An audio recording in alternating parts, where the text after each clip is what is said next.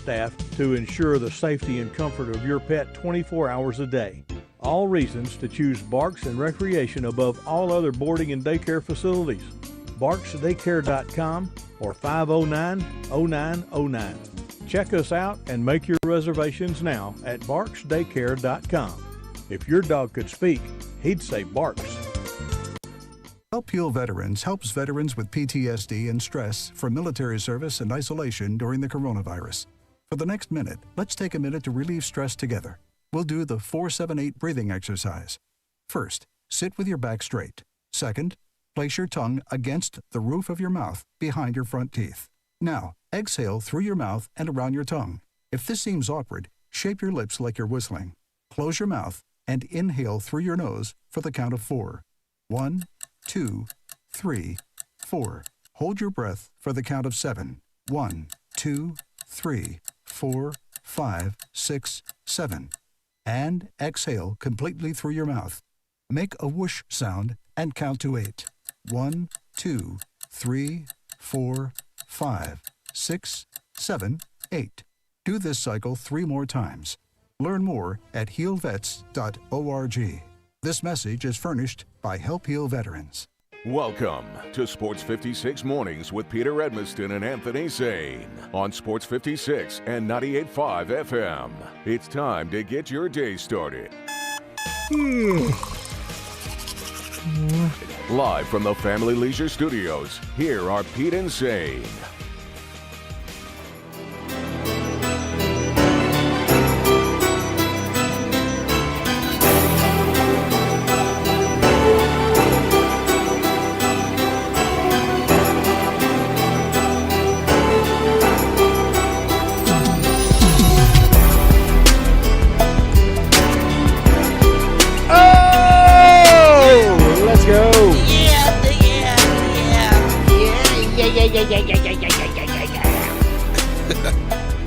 Come on! Come on, come on.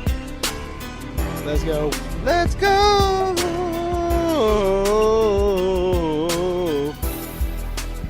What's up, everybody? What up? Man, appreciate y'all. You know, I come back and I'm just inundated with cards and letters. You lying? Where's Peter? I mean, Man, where is hey, he? Is he okay? No one asked about you. Oh, one dude did. Where's Peter? Incredible. On Friday. No, some dude came in on I Friday. mean, I the stuff at the house, you know, in my mailbox and stuff. Just, I mean, it's very. I'm really appreciative. I'm humbled by it, honestly, but so thankful for all of you guys checking in on me. I'm okay. I'm okay. Thank you for your check-ins and all that. Peter, a good way to show you that no one cared is that we kicked it with celebrity listeners last week. You never came up in conversation. No one was like, "We can't do this without Peter being." Let's reschedule. None of that came up. No, I understand. I mean, like it's tough because you guys are just trying to cope without me, and I appreciate that. And you got to do. I don't blame you. You got to. I mean, it's too painful to bring it up. I understand. It's painful to bring it up. Like, where's Peter? Like, it's too much. A lot of times you just don't even think about it. I understand. Well, that, maybe so he thought we get needed that as a coping device and invited us over. Yeah, I think so. No, I think so. No, I thought it was healthy. Yeah, I appreciated that you guys did that. I think that was really good for you guys. Welcome back to me. I'm here. Thank you guys so much again, just for all the support. And I heard good things about what happened when I was gone. So I appreciate you guys doing a great job of taking care of all the business and really just making it so smooth without me. It was. Yeah. I heard it was. I didn't want to get too caught up in last week's show because I was on the news again last night. I was trying to keep myself fresh for that. Understand. So, but yeah, I tried my hardest to be as efficient as possible and not, Who were you on with last night? Samaria, come on now. Of course. I didn't want to assume Samaria. I mean, are you exclusive to Samaria? Yeah, do you guys have a deal? We got a little tentative thing going on. Okay. I'm the official Grizzlies voice for not like channel, not channel 13 or maybe channel 5 or something like that. Just 3. It's a case just only except for times I can't come on, then they'll call you. You're like my backup. So 5's not in the mix. You telling me? No. That's interesting. No 5, no 13, no 24. Shout out to my boy Jonathan Marshall. I've never known what station he works for, but Jonathan Marshall is getting up out of here. Which channel? Where's he going? I don't know. He was on 13. He's on Fox. He's my boy. I literally never knew what station he worked for. But yeah, he's getting up out of here, man. Where's he gonna go? Where's he gonna go? I don't know. They ain't none of my business, man. If he ain't told y'all, I ain't told you. It's not even. Is it even your business with him getting up out of here? Yeah, because he put that on I'm sure Twitter. that's your business. He put that on Twitter. I don't know if he put where he's going on Twitter. I don't even know if he knows where he's going. You know what I'm saying? That ain't none of my business. He's just like, I'm out of here. Forget y'all. No, I'm out of here. I'm out this joint. Just give me about a minute. I'm done. I'm done with it. I'm done with all you. Mm-hmm. That's the announcement. Done. Oh well, I'm back off of a week of vacation, and boy, there's a million things going on. So excited to get back and jump into the mix on free agency day one. Man, we got. I've been following the draft and following all the moves that have been made over the last week or so. It's been crazy. On top of that, of course, we got the Olympics going on. We got our Olympic updates that are coming your way at 7:20 and 9:20 today. We got J. Kyle Mann jumping on at 8 o'clock from the Ringer and other areas. He's going to talk about Zaire Williams, who he's a big fan of, and I'm looking forward to hearing his take on the I guess controversial Grizzly 10th pick. I don't know. It's certainly an intriguing situation to say the least. We're going to talk to him about that coming up here on the program. So if you want to join us, I got some breaking news as well already this morning. Breaking news. I mean, it's so rare that I can get some breaking news at 7:09 this morning on what should be a beautiful day weather-wise. But I've got it. You can join us on the AutoZone phone lines. That's right, our phone lines now brought to you by AutoZone and the text lines as well. On the AutoZone text line, get in the zone. AutoZone. There it is. That's right. You got to get in that zone. I need to update the whiteboard. Give us. I can update the whiteboard. Oh, that's exactly right. We're that's gonna exactly have right. fun Breaking news this morning, ladies and gentlemen. So excited to give you all of that info. Yes, the phone lines, text lines brought to you by our good friends at AutoZone. Get right all in that zone. AutoZone. So if you want to join us, you can. 360-8255. That is 901-360-8255 on the AutoZone phone line and the AutoZone text line. If you want to get in the zone, you can do that with us. We'd love to have you through there. You can hit us up on the social media as well on Twitter at my name, at Peter Edmiston. He is at Sane Asylum, at Rack City Zach, at Sports 56 WHBQ. Lots of ways to get in touch with us. Speaking of Rack City Zach, how the heck are you, buddy? I'm good, man. I'm glad you're back. I'm happy that you had a great weekend with the family and that you're back here with us. Are you talking like that? Yeah, that's what I'm trying to figure out. I'm just happy. I'm happy for you. Wait, did anything change over the weekend? No. Yeah. You still in tow? Yeah. All right. Like, just making sure. it's like I don't think still nothing's here. changed. About to be a celebration. In this Yeah, I wasn't 100% sure he'd be here, but when I came back, but Zach's back. That's it. Yeah. No, the Slightly weekend was chill. Weekend was chill. Nothing Okay. crazy. You know. Okay. Nothing crazy. Fair enough. All right. Well, we're gonna find out what crazy stuff is out there. We will, as I said, we'll get your Olympic updates coming up in just a little bit. Although I can give you one right now. The United States women's soccer team were upset by Canada in the semifinal just a few minutes ago. 1-0 was the final. So they are out. They will not compete for gold.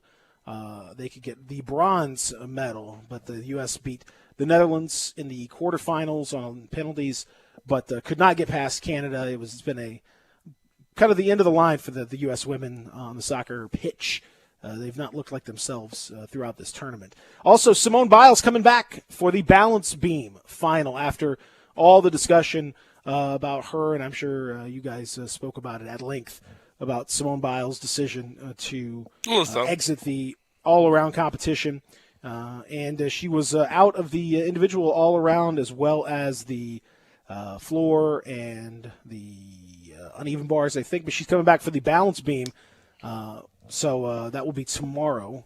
And there'll be two Americans, including the all-around gold medalist Suni Lee in that one. So I got some Olympic updates right there. There you go, man. Take that.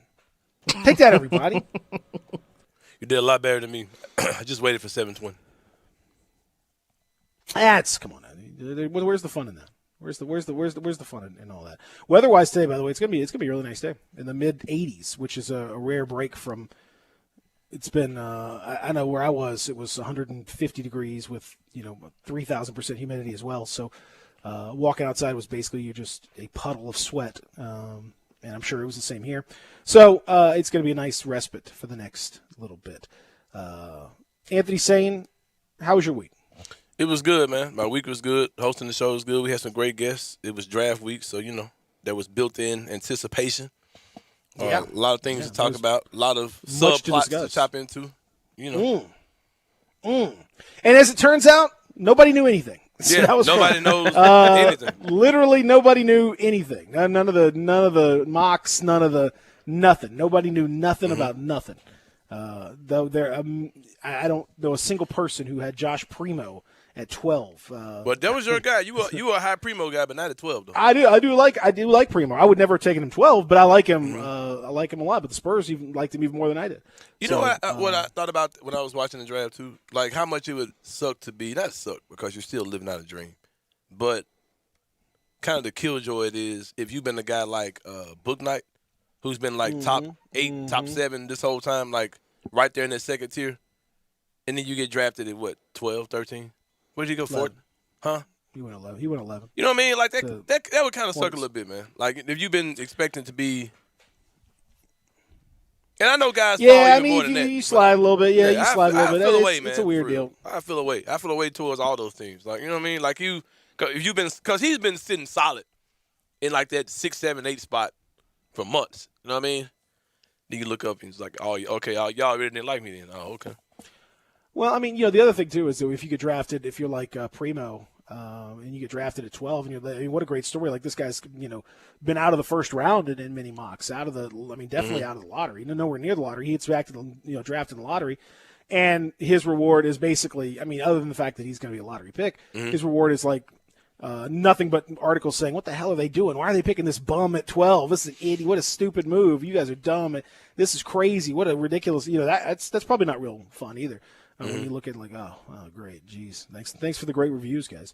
So and Zaire Williams has probably have something of a similar thing when he looks at the Grizzlies and say, man, it's like we've had all this connection and whatever, and I get drafted and all this, and then you look at the reviews and it's like, oh, y'all are crazy for drafting him here.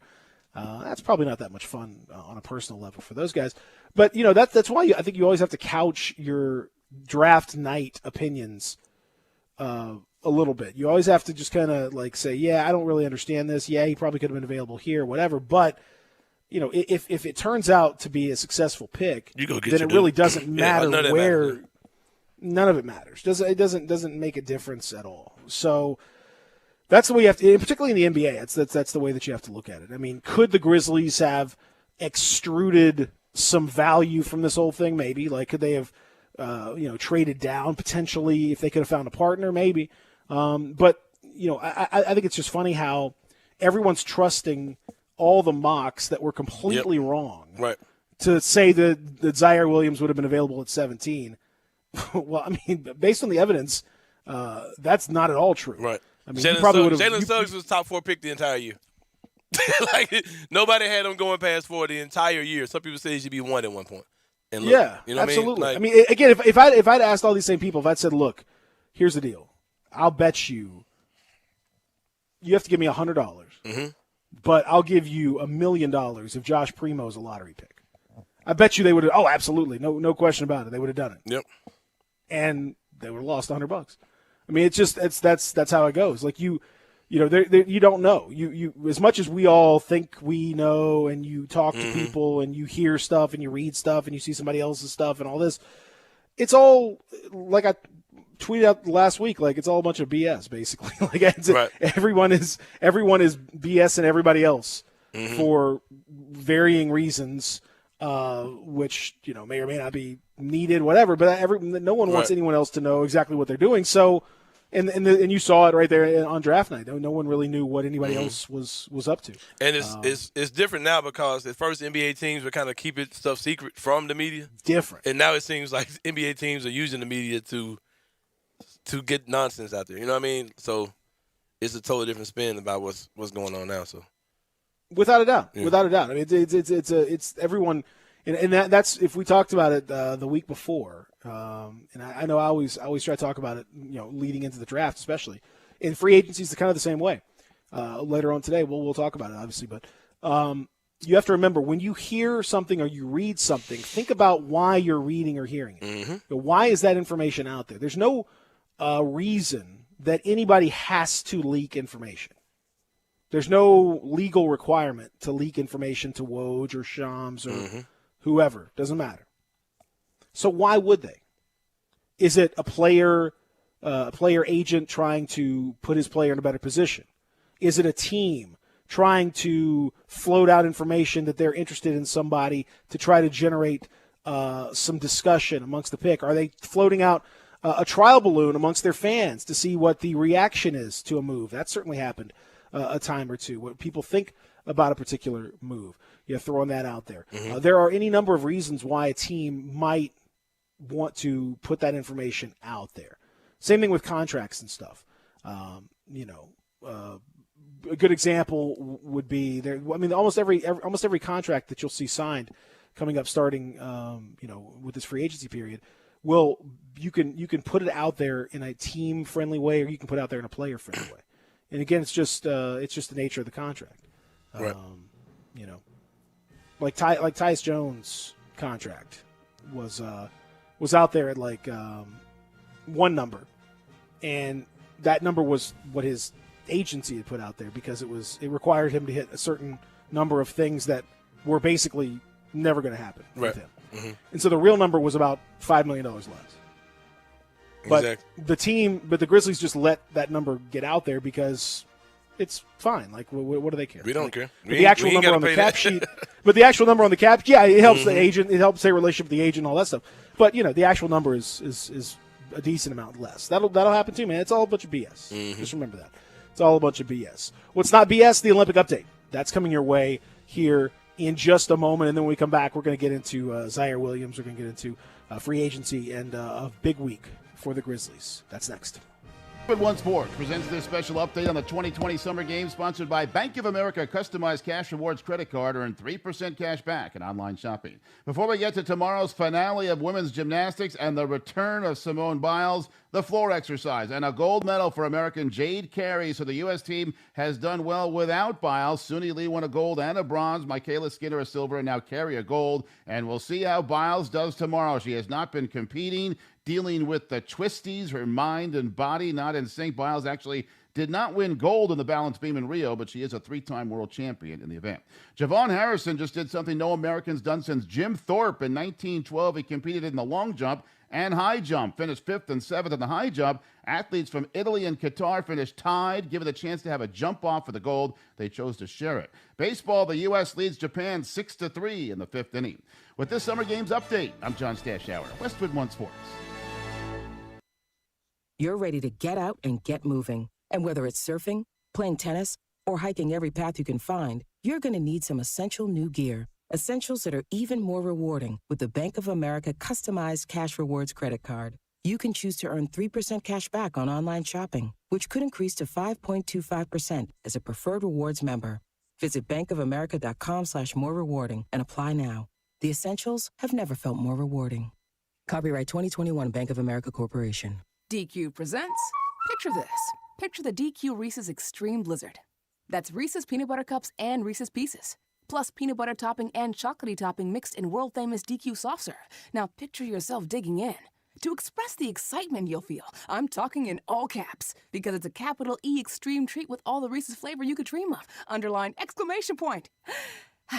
Try the DQ Reese's Extreme Blizzard and take Reese's and DQ love to a whole new level. DQ.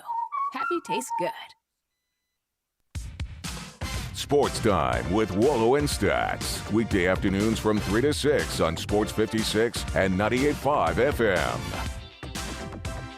They've raised the bar again at Homer Skelton Hyundai and Genesis of Olive Branch. I like to say this is the new standard, the way car business should be done. And to prove it, out of 355 dealers in America that sell Genesis cars, the one in Olive Branch, Genesis of Olive Branch, was top 50 in the country, top 10 in the region, and number 2 in the district. And guess what? They want to be number 1. That means there are opportunities out there for you. It's the safest, and every new latest bit of technology that makes the experience of driving a car better, they've got it at Genesis of Olive Branch. If we start with the G70, the highest performing car I've ever owned, all the way to the G80 or the G90, the biggest of the sedans, you'll love everything about the car. If you would like to try the new SUV, the GV80, you call Vinny Gerard at 662-890-6684. He will bring it out to you. Magic in Memphis. Excellence delivered. Where the world comes to showdown. To be the king of Grind City. Today's stars, tomorrow's legends, taking care of business. Compete to conquer the world. Don't miss the World Golf Championships FedEx St. Jude Invitational, August 5th through 8th. For more information, visit WGCFedEx.com. There's an institution in East Memphis that I love talking about. It's the Spirit Shop at 4848 Poplar Avenue, right down the street from Clark Tower, and it looks like a log cabin. It's been around Memphis since 1969 with a family-owned, friendly, knowledgeable sales staff that is just a wonderful place to go. I love going in and talking wine or bourbons, and they've got such great selection. So if you've not visited the Spirit Shop in a while, it's been remodeled. You'll love what you see when you need spirits. Tell Eddie Wollo said hello. Hi, this is Troy Fiveash, owner of Fiveash Roof Services. You've heard me talk about how we offer the best products, the best warranties, and the best services for years. Now let's talk about pricing. Pricing should never be the only reason you hire a contractor, but in today's world, pricing is always a consideration. So we suggest you get 2 or 3 estimates for your roof replacement from a reputable, licensed, and insured company, and then give us a call. If we can't beat your best price for a comparable roof system by more than $100, we'll give you $100. It's that simple. We are so sure we can offer you the best price, beating all other qualified companies, we will hand you $100 if we can't, and thank you for the opportunity. So give us a call. What's the worst thing that's going to happen? Make $100? Fiveash Roof Services, a proud supporter of Tiger Athletics and the official roofer of the Tigers home team. Fiveash Roof Services, fair, honest, and ethical. 367-0050 or memphisroofer.com. Fiveash Roofing, it's what we do. We're here for you. Golf is back, and so is Miramichi. And just like every other year, there are improvements. This beautiful golf course sits on 330 acres. It provides more than 7,400 yards of championship-level golf, and the beauty that surrounds it is absolutely amazing. And guess what is back too? It's the Miramichi patio. Totally redone, revamped bathrooms, a full service bar, and on weekends, there'll be bands. Oh, by the way, 2 TVs, and it's now open to the public. You don't even have to play golf to catch the view from the Miramichi patio. But if you do want to play some golf, have we got deals for you? Senior golf for Tuesday, Wednesday, and Thursday down to $30. The standard weekday rates, Tuesday, Wednesday, and Thursday, as low as $32. Even on the weekends, it's under $50, and you get golf balls on the range. Play the most beautiful golf course in all of Shelby County. Go check out Miramichi. Sports 56 traffic. No new accidents to report at the moment. We might be dealing with delays on Poplar Avenue, on I-240 near Poplar Avenue, as we was having to clear a wreck there from this morning. So we might be dealing with delays heading in that direction. But besides that, so far, so good. Keep it right here. This is your Sports 56 traffic update. Welcome back to Sports 56 Mornings with Peter Edmiston. Yes, I will be good, I promise. Co-hosting Sports 56 Mornings is Anthony Sane. That's great, man. Now, back to Peter and Anthony. Keep digging out, I got it. To that real, full of that bounce, baby. Come get you some of that bounce, baby. I'm feeling myself. I'm feeling myself. I'm feeling myself. I'm feeling myself. I'm feeling myself. I appreciate Zach sending me some a few links to videos and stuff over the break too to keep me energized throughout. It was nice. I immediately also got to say I got to say I appreciate that. The thought counts. I also say as we welcome back to the Family Leisure Studios here, Sports 56 Mornings. Peter Edmiston, Anthony Sane with you, Zach Boyd producing the program. Big fan. I was down on the beach a lot, and I feel like Megan Thee Stallion's influence is really coming across a lot of ladies out there, and I appreciate that so much. And how is this? I mean, there are a couple ladies in particular that were, full on just thong with big old, just thickness. Just, and this is like in the middle of like a family resort. This is not, and it is full on just butt cheeks out and about, just bam, walking by like it's just like normal. Like, hey, what's up? Hey, what were Lady Edmiston and the kids' reaction to this? They did not react. Okay. I don't what were their reaction to your reaction? What was your wife's reaction to your reaction?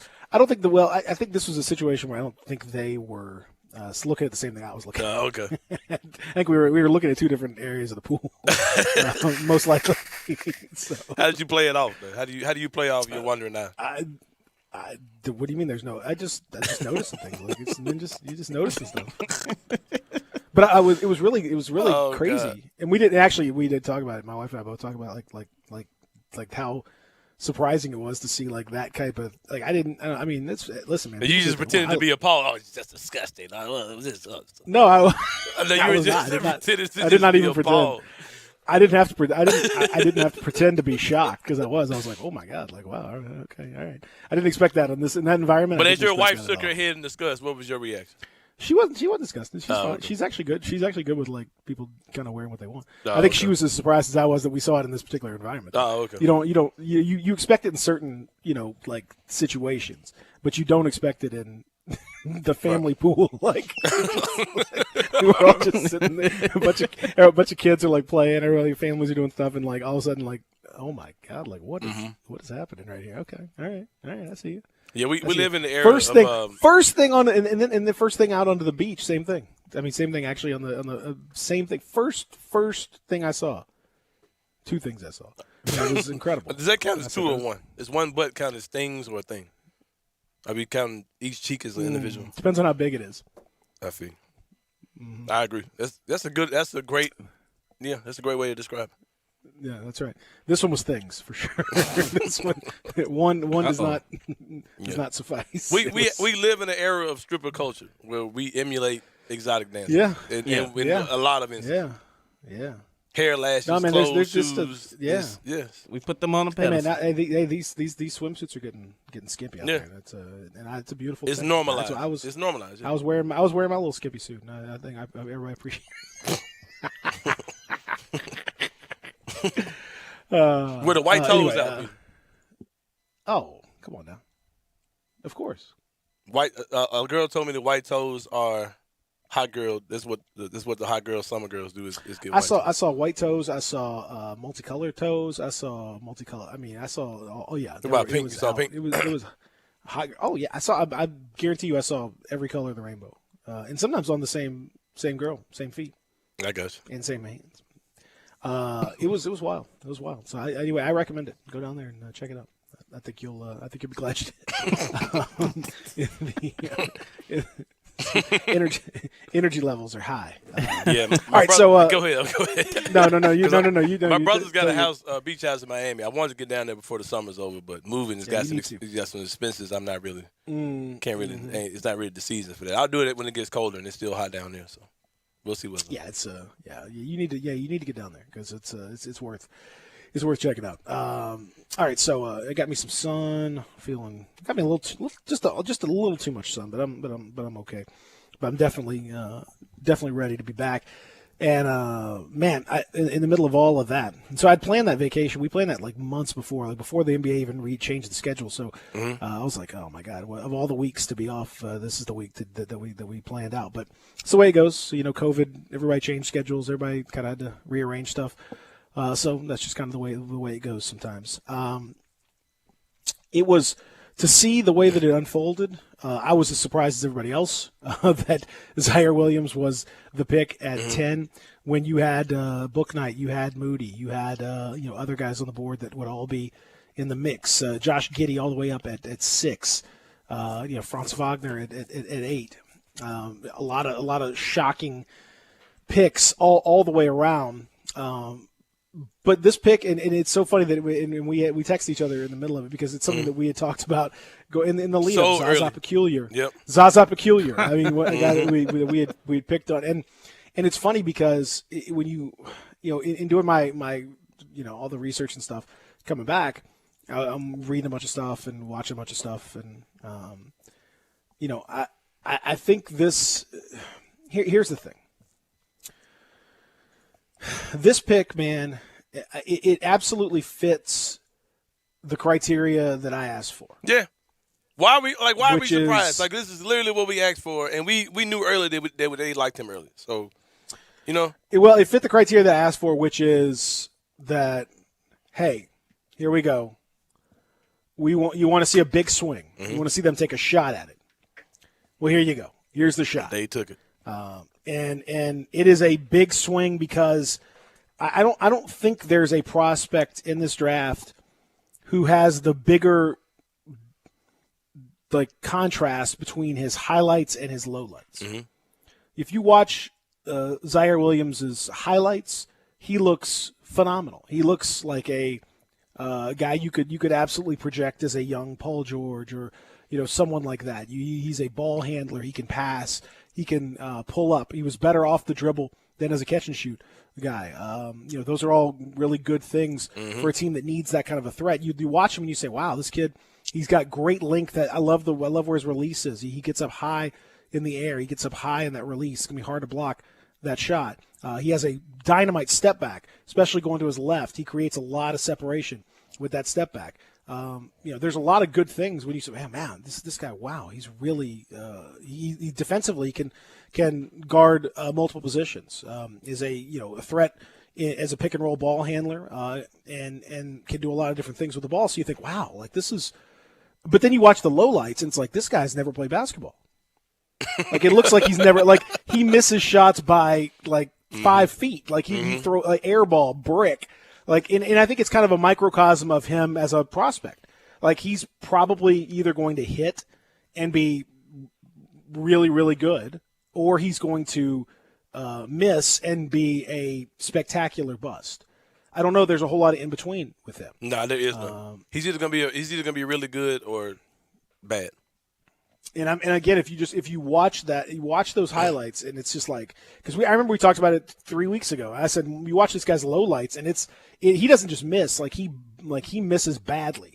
Like he bricks air ball, side of the backboard, brick. I watched him miss a floater 2 feet short, a 10-foot shot. He missed it 2 feet short. It's oh my God, who is this guy?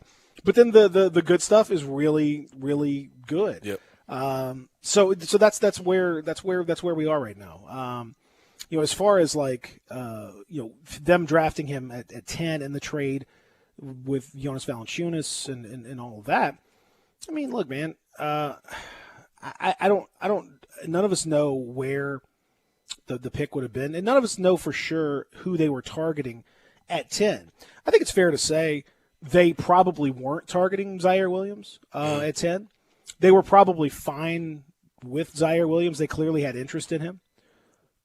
But I think it's probably safe to assume that they were targeting Giddey or maybe even Wagner. I think it's probably fair. But that being said, I mean, when you trade up on a Monday, when the draft is Thursday, you're not trading up for a specific player. You're trading up because you like players in that particular area, and you don't think they're going to get to you at 17. So I don't think the Grizzlies had a specific we definitely are trading up for player X. Right. I don't think that was the case at all. And so they end up with Zaire Williams. He clearly they had interest in him. Clearly they've been monitoring him for a while. If you saw, you were at the press conference on Friday, and Zach Kleiman saying that they've been keeping an eye on him since last year. He's big time hype guy, was played on with Bronny James and Dwayne Wade's kid, and so I get it. I get it. I think it remains to be seen kind of how it all plays out. But I get it. I'm not against it. I'm a little. It's kind of like they better hope. They better hope that Book Knight doesn't work out. I better hope that Book Knight or Moody doesn't work out, or it's going to be worse than Rodney Hood. Well, what does it matter if those guys work out or not? If your guy works out too, like what does any of that matter?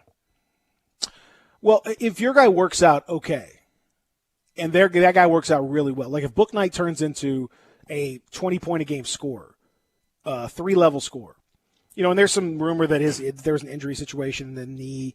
The teams didn't like his medicals, and that's why he slipped. That could be the case, and the Grizzlies don't have a great track record with that stuff, so I get it. But if he comes into Charlotte and all of a sudden starts pairing with LaMelo Ball and looks like a fiery scorer, the kind of thing the Grizzlies haven't had, it ain't gonna be good.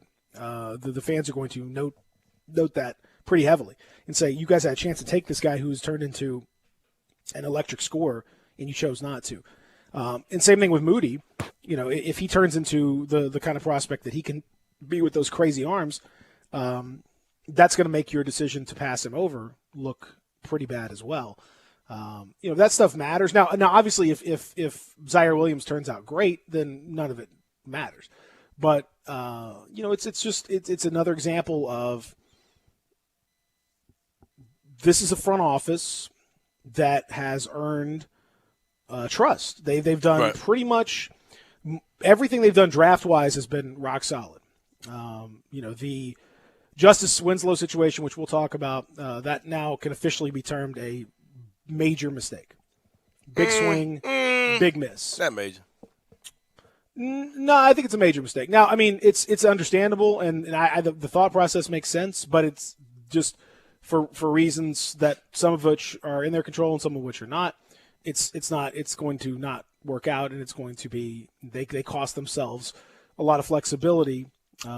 Which they may or may not have done a whole lot with, but they cost themselves a lot of flexibility for nothing for a guy that turned out to be like zero. That's not great, but that's the way that it goes sometimes. Other than that, though, what they've done has been pretty good. So they've earned faith. They've earned the opportunity, particularly in the draft, for people to say, okay, you know what? Maybe I wouldn't have done this, but I'm willing to give it a shot. And so if it doesn't work, couple that with the Justice Winslow thing, and all of a sudden now you start to get a little wobbly when it comes to the King Kleiman regime. But for now, I think they're worthy of trust. Yeah, for sure. I want to speak on something the big man said in the text. He says, I saw a story that Sacramento Kings had offer of Bagley and the number 9 pick for the Grizzlies for JV. What do you think? I'll quickly respond and say that I also heard there was more to that pick than that the Grizzlies would have had to give it up as far as draft picks, future draft picks, things like that. And also, Bagley wouldn't be insurance for Jaren. If the Grizzlies want to start Jaren the center now or down the line, Bagley doesn't offer any insurance as far as being able to slow walk Jaren. I think they wanted to get in someone who actually can play center right now today. And and I like Bagley. And I think the Grizzlies probably could get Bagley down the line anyway if they really just wanted him. I wouldn't give the Kings nothing, just to be honest with you. But yeah, why do you have to give the Kings anything for? Yeah, I mean, there's no. Yeah, what's the market for Marvin Bagley right now? Yeah, exactly. And he, like I said, he doesn't solve. They need a center in case the Jaren thing doesn't work as center, which is obviously the direction they're looking to go in. You got to have somebody to help slow walk Jaren, and Adams is almost perfect for them. Well, I mean, that's the other thing. When we can come back and talk about the trade specifically, because I've definitely seen a lot of interesting takes from folks about that trade, and we'll talk free agency coming up as well, because free agency begins, or at least the negotiating period, the moratorium ends. They messed up free agency, man. We'll talk about that later. They've already messed it up? Yeah, this ain't free agency, bro. We'll talk about it. You missed the midnight? Yeah. You missed midnight? Yeah. Yeah. I don't want middle of the day anticipate. Like, what is that? I was supposed to be in here groggy, like up all night, phone laid on my face, vibrating. I mean, come on, man. This ain't free agency. Yeah, no, I'm with you on that. All right, so we'll talk about that too when we come back. So if you want to get in on the AutoZone text line, you can 360-8255. Get in the zone, AutoZone. The AutoZone text line is open for business. 360-8255. When we return here at Sports 56 Mornings on a Monday, Real Sports Talk, Sports 56 and 98.5. Get happy with Sports 56 Happy Hour with Johnny Radio. Weekday afternoons from 1 to 3 on Sports 56 and 98.5 FM. Regions Bank presents Brad Paisley live at the Garden Friday night, August 13th at Radiance Amphitheater at Memphis Botanic Garden. Gates open at 6, show starts at 7:30 p.m. with special guests Jimmy Allen and Cameron Marlowe. Tickets are on sale now through Ticketmaster.com. Go to liveatthegarden.com for more information. Also presented by Duncan Williams, AutoZone, Gossett Motors, True Green, Pro Show, and Mahaffey Events. Grind City Brewing has done it again. They have crafted a new Pilsner called Poppy's Pills. It's just what the doctor ordered. Sometimes you come across a beer so smooth and so crushable, it cures what ails you. Take 2 of these, and I guarantee you'll be calling for more. This is the newest Grind City release. So good, it's already in Kroger and in all of the liquor stores. This is a lighter fare. It's a Pilsner. This will become probably an anchor for Grind City Brewing. It has been in the making for 6 years. Honestly, this was formulated by the Grind City Brewers when they were starting out just a long time ago. It took this long to make something this great. It is an American Pilsner. It's 4% alcohol. It is for lighter beer drinkers, grill outs, at the beach, after golf. You're going to love Poppy's Pills.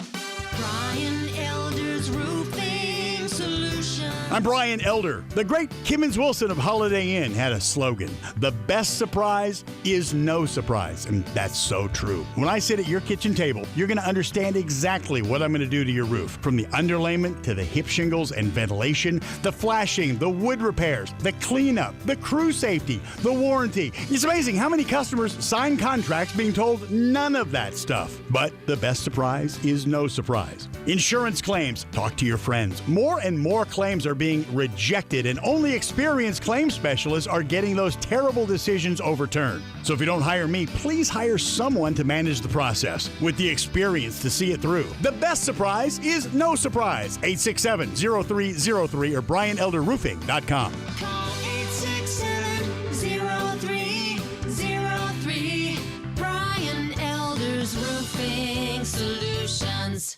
Hi, I'm Tito Beveridge, founder and master distiller at Tito's Handmade Vodka. In 1997, I started the first micro distillery in the state of Texas with my dog, Dog Joe, at my side. We're still working with dogs out at the distillery after all these years. Learn more about how dogs are a part of life here at Tito's Handmade Vodka at vodkafordogpeople.com. Tito's Handmade Vodka is made from corn and naturally gluten-free. Cheers. 80 proof Tito's Handmade Vodka, distilled and bottled in Austin, Texas. Tito'sVodka.com.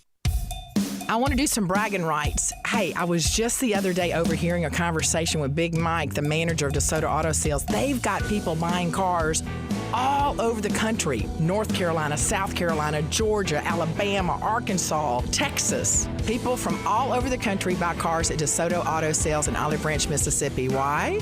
DeSoto Auto Sales has the most stringent car inspection in America. They get it right the first time. Quality and low mileage, factory warranty on most vehicles. My favorite part is the people who work there. Big Mike, all the employees are professional, friendly, and go that extra mile. Expect as you walk in the door, you're treated like family. DeSoto Auto Sales understands your time matters. We can help you find your dream car and get all the paperwork finished in less than an hour. Come see us at DeSoto Auto Sales and be part of our family. Have a great buying experience every time. 662-890-7184. Welcome back to Sports 56 Mornings with Peter Edmiston and Anthony Sane. Here once again are Pete and Sane. Taught me love one time.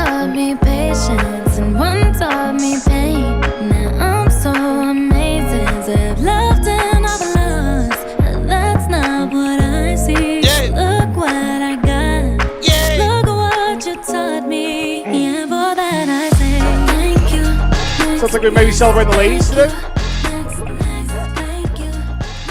No, we're doing it for the free agents.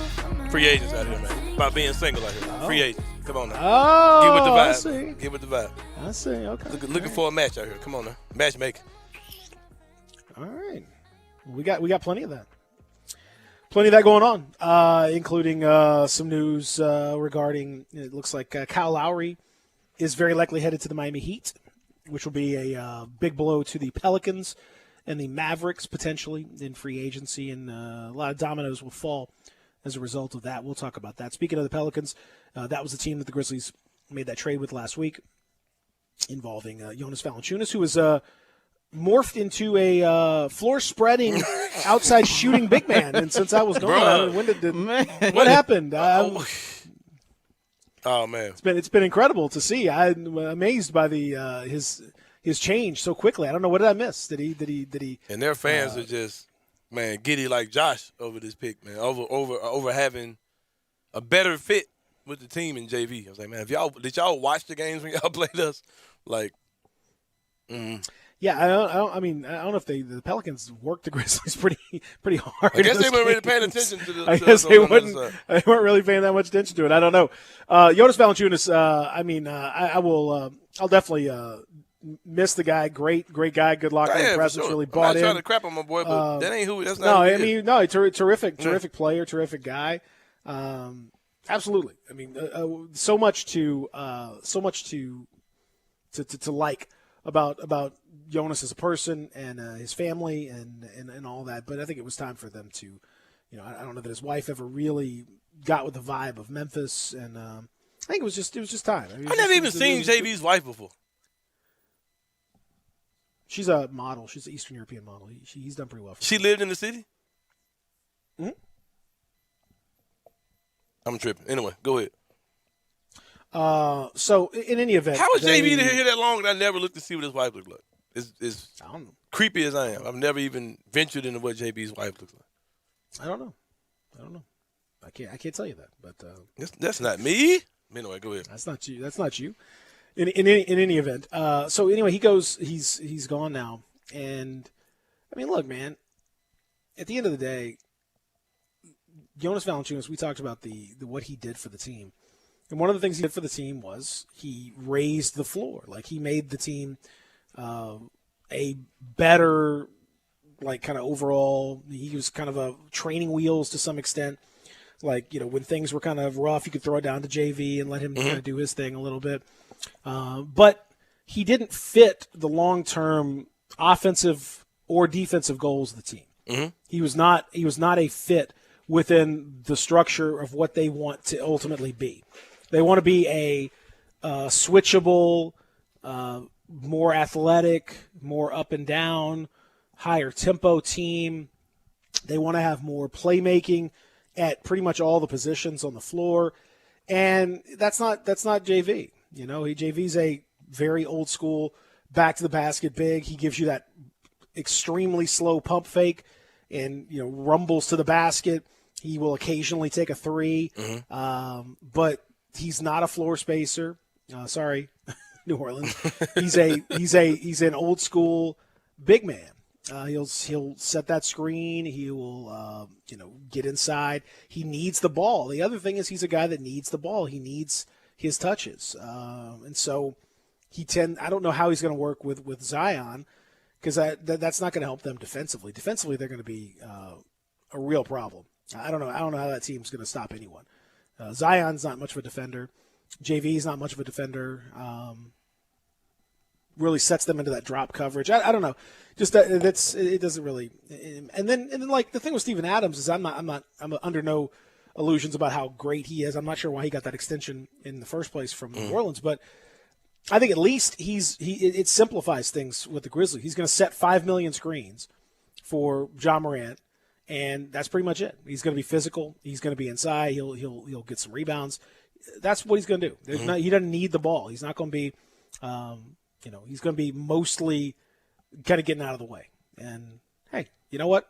For this offense, that's kind of where they need to be right now. They need to take the training wheels off and start to really fly. And I think that getting rid of JV in that sense will help them to do that. I had an analogy, Peter. I'm gonna throw it out to you too, because I think I finally perfected it, man. Okay. I think I finally perfected it. I like it. Because I threw this at my barber. I used two analogies last week on the show, and I'm gonna use another one to describe what JV was for the team. Because my barber was trying to get me he wanted to understand the trade. Because he's like, man, I'm a Grizzlies fan. I like JV. Why did they trade JV? So I broke it down to him. I said, Antonio, that's my barber, Antonio Jones. He cuts right around the corner from the studio. He said, Antonio, you're a barber, right? He said, yeah. I said, I'm sure you have your go-to clippers that you paid, hundreds of bucks for. You get them clean, sharpened. You know what I'm saying? They don't even got to plug in. They charge up, wireless, Wi-Fi on them, all that kind of stuff, He said, yeah, I got my go-tos. I said, so imagine you left your go-tos at the house, right? And he was like, yeah. I said, but you had some other clippers that they can do the job, but they're not as sharp, they're not as detailed, and you had to cut somebody's hair with these clippers, but you didn't tell the customer that's what you were doing. He said, yeah. And I said, when you faded the guy, it wasn't as tight as a fade as it normally is, but the customer for some reason noticed the difference. Like, hey, this is nice. Like, I like your fade. Like, I want my fade to look like this from now on. Now you're in a position where you've got to pull those clippers out every time that customer comes in. You got to bring the backups just so you can cut this guy's hair the way the backups cut it. You know what I mean? Eventually you'll get tired of doing that because these aren't your go-to clippers. This isn't the way you – yeah, the customer liked it. Yeah, it did the results, but this isn't the way you want to cut hair. He said, yeah. I said, that's what JB was for the Grizzlies. He said, I see that, I understand that, and I understand the trade. Yeah, I think that's well said. Thank you, Peter. I appreciate it. I've been working on this for a week. I think it's good. I think it works out just great. Absolutely. Thank you. JV does he was a security blanket to some extent. Mm-hmm. And hey man, look, the results were better than expected. He deserves credit, man. He came in and bought in, and he works hard and all that stuff, man. But like there was a little bit of a cult of JV, and if JV's your second best player, you're not going to be that great of a team.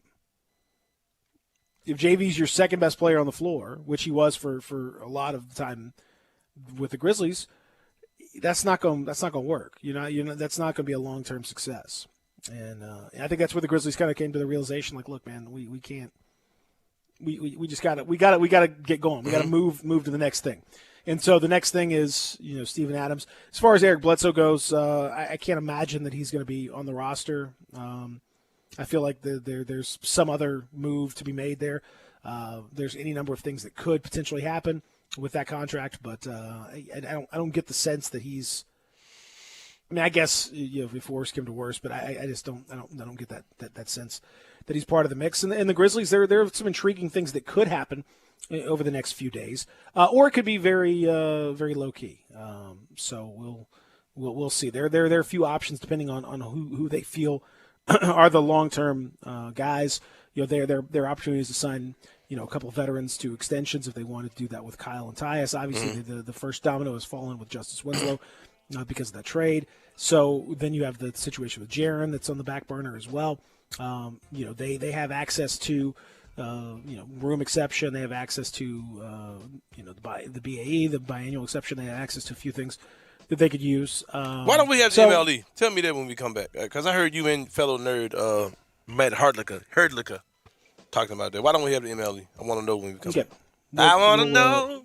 We'll talk about that. But also, when we come back, we're going to talk to our good friend. Oh, yeah. I'm tripping, yeah. J. Kyle Mann. Because he is, as soon as I saw him talking and waxing poetic about Zaire Williams, and I've known him for a long time. And, since he was first started doing his dime drop videos back in the day, and I reached out to him, I was like, man, these videos are great, and we need to get you on. And I had him on probably, I think, around Jaren's time, I guess, would be the first time. I don't remember exactly when it was, but J. Kyle Mann is a rising star in the evaluation business, in the draft business, all that stuff, man. He's really, really good. And so he's very, very high on Zaire Williams. And so having heard that, I reached out to the guy and I was like, man, you gotta sell our people. You gotta sell our people. Mm-hmm. And so he's going to do that. When we come back, hour number 2 on the way. Stick around.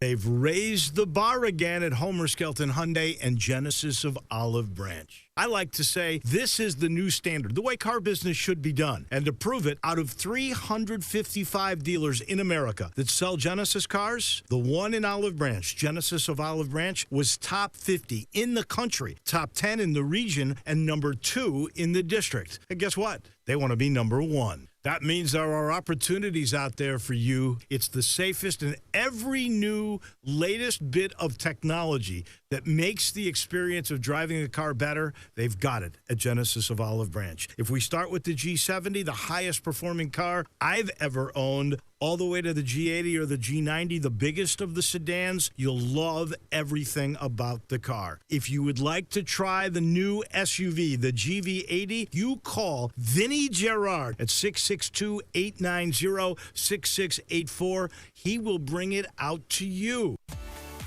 At Jason's Deli, when you're dining in or picking up curbside, you can expect wholesome food and no surprises, just delicious sandwiches, crisp salads, and quick quality meals made with the freshest ingredients and no artificial trans fats, MSG, high fructose corn syrup, or artificial colors and dyes. Around here, a lot of thought goes into what we put into our food and what we take out of it, because you're not just taking a bite, you're getting a taste of who we are. New items are constantly being created to expand our menu for all tastes and special diets with vegan and gluten-free options available. Convenience and on-time delivery you can count on. It's just a click away at jasonsdeli.com, so whether you need to feed 5 people or 5,000, the team at Jason's Deli, they have the credentials and the commitment to keep you satisfied. Freshness is nearby at Jason's Deli, with locations at Ridgeway in the Park Place Center, Poplar and Highland, Germantown Road in Cordova, and on Goodman Road in Olive Branch. Jason's Deli. It's wholesome food and no surprises. You've heard of James Gaddis Jewelers, but have you heard what they've done lately? Everything! A tremendous selection of diamonds and jewels, gold, silver, and much more. Lots of watches, tons of custom-made jewelry, fine gemstones, bracelets, necklaces, so many choices. Romantics will love the one-of-a-kind estate and vintage jewelry. James Gaddis has experts to help you with wedding and engagement rings, plus 2 repair experts for fine watches and jewelry. Layaway and financing available. James Gaddis Jewelers at 4900 Poplar. Did you know nearly 40% of men under 40 and over 75% of men over the age of 40 experience sexual performance concerns? At the Memphis Men's Clinic, their experienced physician performs a comprehensive evaluation that determines which specific issues may interfere with your sexual performance. These issues can vary and range from anxiety to medical issues, low testosterone, or erectile dysfunction. The Memphis Men's Clinic has evaluated hundreds of men of all ages over the years and reestablished a normal sexual life. The Memphis Men's Clinic will work aggressively to resolve issues and allow you to restore your sexual health and overall well-being. That's the Memphis way. If you're 20 years old or 90 years old, come and get cared for the Memphis way. Treatment that's based on your specific needs after a professional clinical evaluation by their experienced board-certified physician. Call the Memphis Men's Clinic today at 901-443-0475 or visit memphismensclinic.com. Feeling a little punchy? Get your tickets now for the COVID-19 Fight Back Fights August 7th in Tunica, presented by Jesse Robinson Promotions. See 2 North American Boxing Federation champions, junior belt champ Tyler Durr and super middleweight champ Ryan Adams, plus 6 additional fights. Doors open at 6 p.m. Show starts at 7 p.m. in the Paul Battle Arena.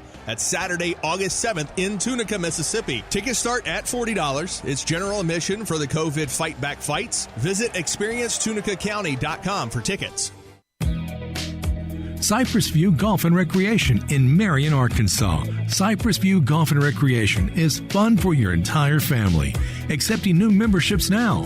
Call about the new intro price, only $199 per month plus tax. Includes unlimited golf, state-of-the-art new workout room, kiddie pool for the kids, Olympic-sized pool for the entire family to enjoy, and a great pub and steak bar. Cypress View Golf and Recreation has a new golf pub with tons of new food items for breakfast and lunch.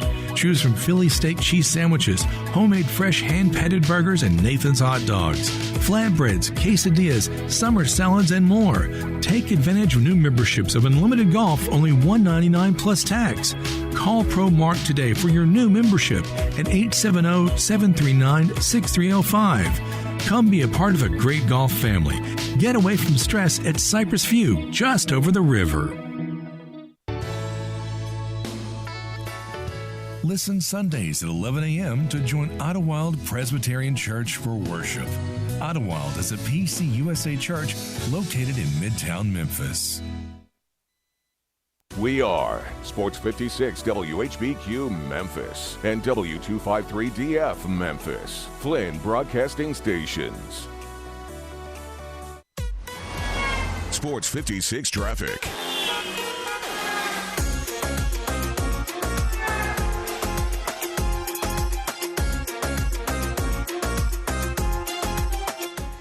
Right now, we only working one accident this morning. That's on Getwell Road at American Way. That's Getwell at American Way. But besides that, so far so good this morning on the roads. Keep it right here. This is your Sports 56 traffic update. Welcome back to Sports 56 Mornings with Peter Edmiston. Yes, I will be good. I promise. Co-hosting Sports 56 Mornings is Anthony Sane. That's great, man. Now, back to Peter and Anthony. Together, now I got my together. Yeah. Now I made it through the weather. Better days I don't get better. I'm so sorry that it didn't work out. I'm moving on. I'm so sorry, but it's over now. Yeah. Hour number 2. I'm putting on my face to cover up my eyes. I'm jumping in my Oh, it's going to be a nice day today. Weather-wise, finally, mid-80s. Not super, Last week was super humid, thank God. Very much so. Doing the single music, riding solo here to honor free agents that are out there riding solo, although maybe not for long. Maybe here in just a few hours. You'll see a few start to find their matches out there as the speed dating process begins in earnest. And not to say that it hasn't already begun, because God knows somehow Kyle Lowry is already figuring out that he's going to be a member of the Heat, and they've already worked out the details of signing and trade and all that stuff, even though that nobody's supposed to be talking to anybody. So that's kind of fun. I don't know if they're doing that through telepathy or what, but it's exciting that they've figured out ways to do that without communicating. We should leverage that technology for good. Yeah. I look forward to finding that out. Maybe NASA or somebody we can get on that, figure out how they're doing that. It's the Family Leisure Studios, of course, and we are on the AutoZone phone lines and text lines as well. Get in the zone. AutoZone. Coming up, we're going to talk, obviously, a bunch of free agent chat. I'm going to answer Anthony Saint's question that he had about the salary cap situation and any other cap questions that you may have going into it. But as promised, excited to bring on my pal Jay Kyle, man. You know him, you love him. You've hopefully been checking out and watching his videos, reading his work, and seeing his praise of Zaire Williams. And when I saw that, man, I had to bring you on because there's a lot of people around here who are a little concerned about this pick. So, good morning, and can you talk some folks off the ledge this morning? It's been kind of funny to hear the difference in to take the temperature of how Memphis people are feeling. I was surprised that that was the reaction, but honestly, that kind of holds. It's kind of held form with my experience with Zaire in general lately, at least. That a lot of people just being like, I don't see it. Well, first of all, how are you doing, man? I haven't talked to you in a while. I don't want to jump straight into business here. I mean, we can, we do know each other a little bit. I know it, man. Everything's good. No, I appreciate that. No, we're good, man. Everything's good. We're all is well. I hope the same is for you. I continue to watch your career just continue to skyrocket, and thrilled to see it, man.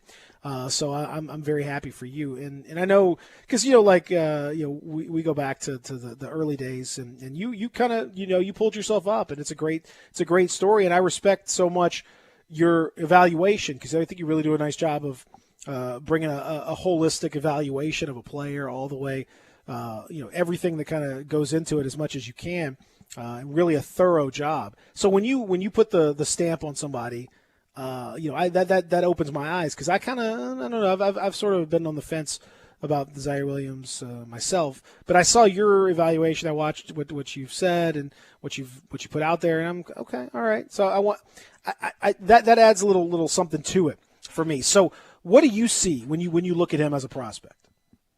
Well, I think the two words that you mentioned are really important. The first one being holistic, which people just didn't do. No, I was surprised in their evaluation of him. I told a story in our draft evaluation or our grade, our draft winners and losers thing that, I saw Zaire in person, and this doesn't really happen a lot whenever you're watching players where you see someone in person and they pop visually without knowing who they are. It was one of the first times I'd ever seen him, period. And he popped. It was at EYBL, so I was at floor level watching these guys. And the story I told was just that there was this big 6'10" wing with like long arms just harassing the point guard, creating steals and hitting step back threes and, catching lobs and stuff. And I was like, I remember I texted a friend of mine. I was like, I just saw an NBA wing for sure. And that was Zaire Williams. Now, the thing about him is, the other thing you said was stamp. Now, that's the question. How good is he going to be? Like, is his stealing like a Mikal Bridges type? There were comps early on where people were talking about, Paul George, things like that. No, I'm not saying that. I'm saying, you never rule anything out, but I don't think he has quite the same frame. He does have some pretty skinny shoulders. Another thing that came around for me was when I heard that Tayshaun Prince was involved. And me as a Kentucky person, that just was that was near and dear to my heart to hear that he liked Zaire, and that kind of made sense when I heard about that. I was like, that lines up. I think what you're getting with Zaire is a bright kid. Number one, I think that people underestimate that with the NBA game today. That like he is bright, engaging. When you listen to him talk, he seems pretty self-aware. And you're getting somebody who has the frame to be like switchable 1 through 4. He needs to put on weight. We'll see how much weight those shoulders can hold. I think if you start with the core idea of this guy is going to be a person that you can throw at the big wings in the NBA, the big scoring 4-3, 3-4 wings with a lot of size. He has the mind to become a good NBA defensive player and the body to do it. Sometimes you have one or the other. He has both. And then you couple that with, we're just talking about simple player profiles here. He's going to be a good catch and shoot player. I think people went bonkers over the top with that stuff in college. Sometimes people will be like, oh my God, the true shooting percentage. If you just like look closely at what's going on, his decision making was pretty erratic at times. And I think if he can clean that up and just be more efficient in simple things and simple parts of his game, I expect him to be a good player. And then he's shown some ability to create a shot off the bounce too. It's just getting to the rim is going to be a big challenge for him. Sort of similar to Cam Reddish as a comparison I made. How I don't know if you remember him at Duke. He just couldn't drive into traffic because he would just die in the water because he was so skinny. Do you think his ceiling will be as a star level player, like a potential third star for the Grizzlies or a second star? You might think he might be in the better than Jaren or whatever, but do you think his potential is to be a star or to be a role player for this Grizzlies team? I don't have him in like the all-star range. I just have him in the like high-quality role player range, which is I value a lot. We saw that during the playoffs how valuable that could be. I don't think he's going to be – he could be better than Jaren, but Jaren's 2A impact and offensive upside are pretty high. So that's a tough call. And not better than Ja. He strikes me as don't take this as a comparison, but he's sort of in that range of like an Iguodala type, like in terms of like on your best version of your team. He's probably like your third guy. But if you're talking about a team that's like in the playoffs, that's a pretty freaking good player. Maybe third, maybe fourth, but a starter quality player. I really do think. I know Memphis people were a little panicked by that. I know I'd heard intel from other people that he wasn't their target initially when they traded up. That Giddey was the guy, but he was also at the top of their board. And Memphis has demonstrated. Until they just fall on their face, I feel like they have earned the benefit of the doubt for sure. You mentioned that they've earned the benefit of the doubt. Do you think that they I totally agree. I mean, I've said that several times. But the only thing I'm concerned about is that they haven't taken a big swing player yet. They've taken guys who pretty much showed you that their floor would be. They've taken a lot of high floor guys who could come in and play basketball. Jaren was a no-brainer, of course. They were in on the. I mean, not Jaren. Ja was a no-brainer, of course. They were in on the Jaren decision, but this particular front office didn't, in theory, make that decision. So, do you still feel as confident that they've never taken this type of risk type of player? I feel confident about it because if you look at where they were and the guys that were available at 10, I said on our podcast, because I felt like I was going crazy in the conversations I was having with people. I would watch Moses Moody. I would watch, Duarte. And if you think about age and things like that, it's just like it seems insane to me to not look at Zaire's tools and think about where he could go. I think if you can nab a guy with that kind of upside at 10, you do it. And I think that he's going to fit what Memphis needs. I think he's going to slot right in there. It's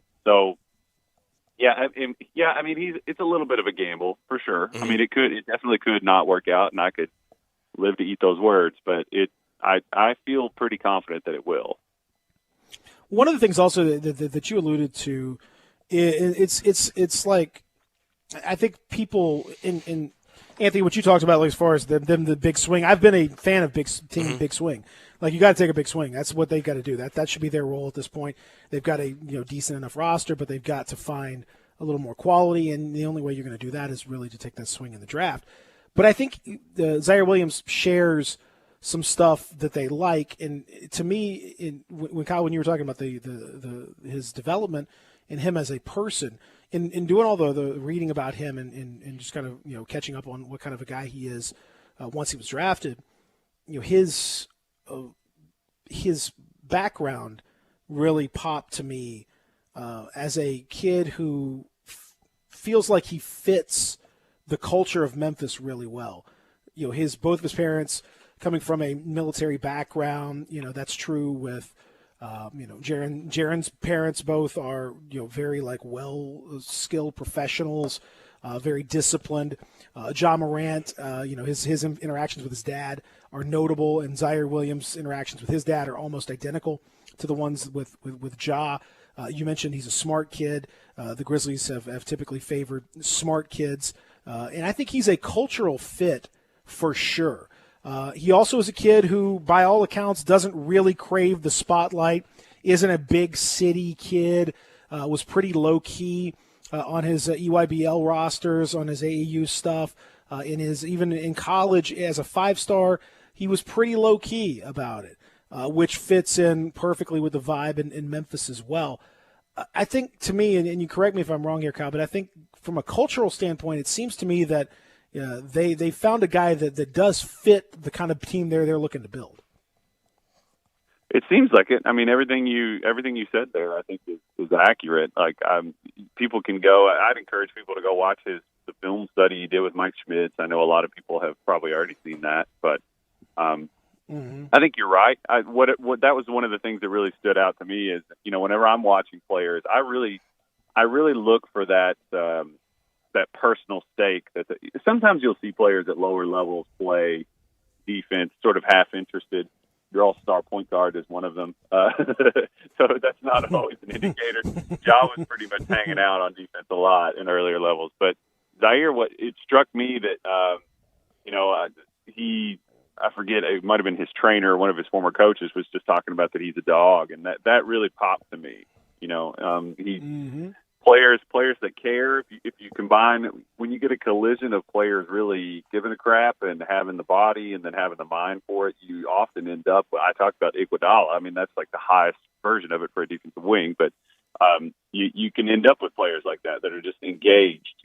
Mental motor is something I always talk about, and I think Ziaire has that. I think he was just it was a weird year. I'm not saying that promising that the numbers would have been better, but I think what really struck me with people was that they were just watching Stanford. And I really think that in today's game, you really do have to take the holistic thing into account, because it didn't match up with everything that I had seen prior to that. And then, he still showed those flashes, and I was like, he's the same guy. I still think that could end up being the best two-way wing in this draft. I really believe that. The other thing, Jay Cowman joining us here on the program, talking a little bit about the draft and Zaire Williams. And the other thing I think that the Grizzlies fans are factoring in this is the fact that he was taken at 10. And when he was mocked all over the place. He was mocked at 17 early, actually, when the Grizzlies were still at 17. After they made the trade, he was mocked maybe even below that. Some had them in the late teens and the 20s.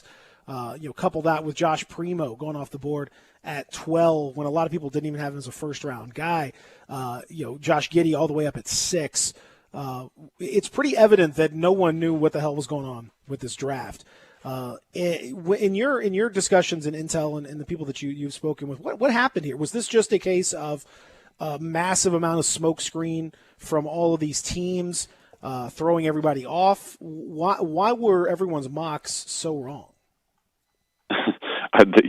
Your guess is as good as mine on that one. I mean, it's from everything I get is through my friends that have Intel. I'm not as much of an Intel person, but I know that from everything that I heard, just there wasn't certainty about whether or not he'd be there. There's also some organizations that they're like, okay, we have our board, we're going to just go with it. San Antonio, I think, demonstrated that one pretty resoundingly in this draft. They must have had some trepidation about whether or not he would be there otherwise, but they wouldn't have taken the gamble. And I think it was worth it. I think it's going to end up being one of those things that's worth it. We look at it's not the exact same thing, but the Cam Johnson thing a few years ago was laughed at with Phoenix. You never know what you never know what we're going to be thinking when we look back at this. We may years from now be like, wow, 10 was like, how did they get him at 10? Why wasn't he up ahead of that? Because I'd heard chatter. I know Chad Ford had some chatter that he could be taken in the top 10. So I guess maybe Memphis is ultimately relieved that they got him where they did. It's going to be interesting to see how this plays out. Jay Kyle, we appreciate you coming on. We appreciate reading your articles about Zaire, all these type of things, your tweets, all that. Where's the video, man? Well, the college video stuff is tricky. That's what I always tell people. They don't enjoy you using their video as freely as the NBA does. Gotcha. And what about our guy Santi Aldama? Are we just gonna scoot over him? I love that. Yeah, you want to talk about Santi Aldama? I mean, listen, I'm all ears. Sell me on Santi. So I saw Santi play. I remember the first time I saw him. I know I sound like some just old fart telling you about the first time I saw him.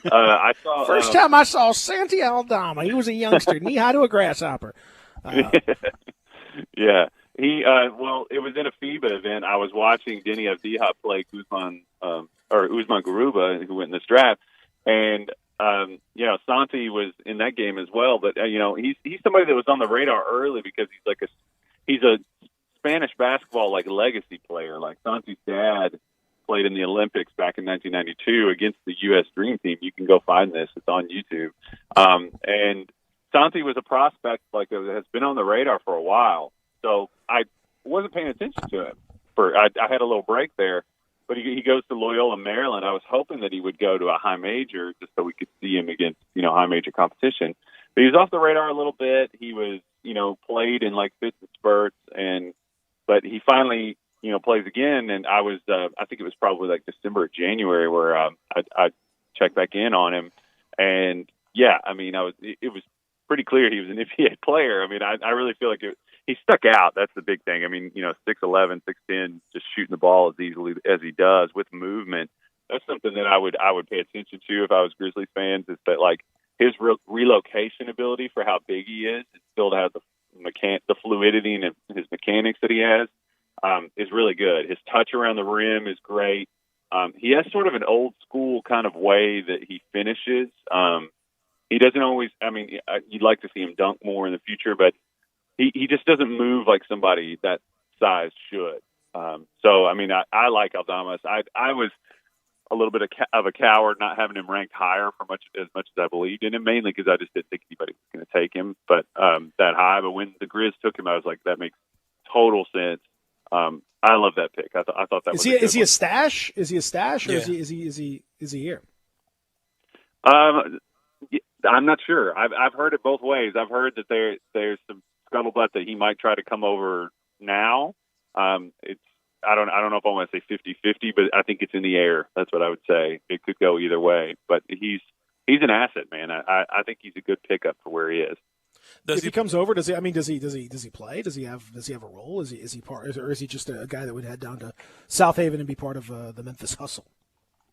It might take a little bit. I wouldn't be surprised if he plays some at the G League, but I was having some conversations with somebody from a team last night, and I was like, I think we need to get to not saying that this was what you were saying, but I think there's some destigmatization that has to go on, I think, with the G League. Like, if he goes there, I think it's a good thing. Honestly, that's kind of how I think about it, because I think he needs to – defense is going to be an issue for him, guarding ball screens, guarding the screen defender and things like that. It might take him a minute to get there, but if his shooting is, plus, like it could be, like if he becomes like a pretty dependable – I'd expect him to be like a rotation player, but it's a good pickup at 30, in my opinion. What position do you think he plays in the NBA? I don't think he's a center. He's probably going to have to play with like a rim protecting 5, which Memphis has, obviously. And I could see him playing with Clark. I could see him playing with Jaren. Either one of those. He's going to have somebody that supplements him in the rim protection sense, because that's a work in progress. So he's a 4 and definitely not a 3. If the 4 is on the position you think he can play? He could play 3. He's going to be a spacer offensively, I would say. I could see him doing like dribble handoff type stuff and catch and shoot.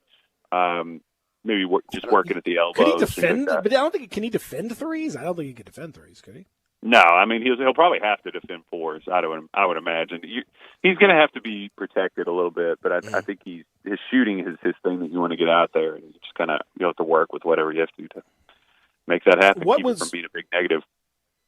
What was your absolute favorite pick, fit wise, throughout the whole draft? What was your favorite, like, combination of team and player? Ooh, that's a good question. I was really happy for Orlando that they got their guy. I think that's a perfect, I think he brings skill wise what they need to the table for their roster, and I thought like culture wise, he's a good fit for them too. I thought they did really well with Giddey and Wagner. Down the line, I'm trying to think here. Just off the top of my head, that would be my answer. Yeah, I think I would agree with you as far as Orlando. They've it's kind of been a weird process, but they've sort of found their way into a very intriguing roster. I don't know if it all comes together, but as we're learning around here with the Grizzlies, going from the proverbial collection of pieces to an actual team is a very difficult process. You can look at the Sixers, the Celtics. You can look at what the Thunder are going to have to go through. It's making that transition from like, okay, now, because I think the Grizzlies are there, Kyle, where you have a group that's like, okay, hey, we got some really talented pieces, but they've been talented pieces for like 2 years. Like, okay, and there's really no expectation. Starting next year, there's a little bit more expectation. You've got the potential for maybe Jaren's extension. You've got Ja, obviously, with a lot of spotlight on him. You've had some success. You made the playoffs. You did all those things. Going from like a bunch of dudes to a team, that's the part that I'm very intrigued by. When you look at, do you see a collection of pieces in Memphis, or do you see like they're ready to actually be a cohesive team? It seems like a very good collection of young pieces at this point. Could there be room for like one more like all-star level player? We've seen what it takes. Basically, what you have to do is just look at what's at the top. And that's the unavoidable part about this. Even Milwaukee, which seemed more like a team that was a collection of really good pieces, they have like a transcendent superstar. Do you have that? That's kind of the gold standard. I don't know that Jaren is going to become that. Is Ja going to be big enough to kind of carry like a full offensive load and a full, production load in terms of like sharing and things like that? They probably are one more star away, if we're being brutally honest. But I mean, at this point, it feels like they're hovering in that Utah, Phoenix. I mean, they could get in. Well, Phoenix has another superstar. You keep running into this. That's the problem with the NBA. They kind of feel like they're in that Utah-ish range where it's like they're a very well put together team, or they're close to it, but probably need to. I don't know how they're going to do that. Maybe they're thinking about this, but you need stars to get there to the top, no matter how well you put together a team. So that's kind of my read on it. What's on the way for you now? As you've got draft in the books and free agency now, just mere hours from really cracking along. What's on the docket for you in the next few days? I'm taking a break, actually. So I'm today. I'm starting my vacation, and it's overdue. It feels like I haven't taken a break in like 2 years, so I need one. So I'm gonna go off the grid as much as I can, which means I'm gonna probably sneak and check Twitter a lot. But that's that's what we're doing. So you're actually taking a real vacation? Yeah, just gonna go chill for a little bit. So nice, that's man. the plan. And hey, you've earned it. Love your stuff, and I know it's going to be when you come back. There's never much of an off season for you, so right back to the grind. So take this time and enjoy yourself. And I appreciate you jumping on with us and helping folks see the wisdom of the Grizzlies picking Zaire Williams. We appreciate it, man. Enjoy yourself. Enjoy that vacation too. Thanks for having me on. I appreciate it. All right, buddy. Always good talking to you. Jake Howman joining us. Jake Howman is like. If you don't follow him on Twitter, he's at J. Kyle Man. You really should. I don't know why you wouldn't. He does a bunch of stuff for the Ringer videos, evaluations, all that stuff. Was the Diamond Drop forever. He's just got a lot of good stuff. And as you heard his voice, man, he's got a good voice for the whole thing. Yeah, production. You hear the voice. If you didn't know who he was, when you heard his voice, oh, it's the guy from those videos. Like, you know his voice when you hear it. Yeah. Sad news, man, sure. That he probably can't make videos with college film in them anymore. Well, that's the thing. Like when you go from kind of doing the sort of the self-creation thing to like the indie working for the Ringer thing, like it's and the Ringer works for the Ringer's owned by Spotify now, so it's like, well, how do you can't do a bunch of copyright nonsense. So that's a shame. His Dime Drop videos were incredible. Like as soon as I saw him, I was like, man, I got to get this dude in the mix. Mm-hmm. And I think we with the Jaren draft, or maybe even before that was I started seeing whatever his first one was. We had him on, and you heard him talk about it. It's been a minute since we caught up, but he was eager to jump on and talk with everybody in Memphis. So that's good stuff. When we come back, we'll talk about those cap rules that you talked about, and also some of the scuttle. The scuttle is coming in fast and furious, as you would expect, on the eve of free agency, just hours away. We'll talk about it when we continue here live and local from the Family Leisure Studios. Jump in on the AutoZone phone lines and the AutoZone text lines, 360-8255. Back after this. Greg Gaston and Eli Savoy take you through lunch from 10 to 1 weekdays, only on Sports 56 and 98.5 FM. Welcome to Triumph Auto Sales, where you'll have a great car buying experience. Triumph Auto Sales is your #1 source of quality pre-owned vehicles ranging from lease returns to new car trades, all at huge savings. Plus, Triumph has a full array of financing options to meet your needs. Find your next car online at TriumphAutoSales.com or stop in today at 4875 Elmore Road. Triumph Auto Sales will help you get the vehicle you want at the price you need and the service you deserve. For a great car and a great experience from a local and family-owned business, visit Triumph Auto Sales. Hi, this is Troy Fiveash, owner of Fiveash Roof Services. You've heard me talk about how we offer the best products, the best warranties, and the best services for years. Now let's talk about pricing. Pricing should never be the only reason you hire a contractor, but in today's world, pricing is always a consideration. So we suggest you get 2 or 3 estimates for your roof replacement from a reputable, licensed, and insured company, and then give us a call. If we can't beat your best price for a comparable roof system by more than $100, we'll give you $100. It's that simple. We are so sure we can offer you the best price, beating all other qualified companies. We will hand you $100 if we can't, and thank you for the opportunity. So give us a call. What's the worst thing that's going to happen? Make $100? Five Ash Roof Services, a proud supporter of Tiger Athletics and the official roofer of the Tigers home team. Five Ash Roof Services, fair, honest, and ethical. 367-0050 or memphisroofer.com. Five Ash Roofing is what we do. We're here for you. It's finally time to get out of the house. So make sure you stop by Family Leisure with great prices on in-stock and incoming products. Keep the kids active with play gyms, in stock, ready for delivery. And by the way, installation from the pros, I always recommend that. Markdowns on remaining game room products and those beautiful massage chairs. And the hot tubs, they're going fast. Get out of the house and get to Family Leisure. Wooden Road and I-40, where family and fun come together.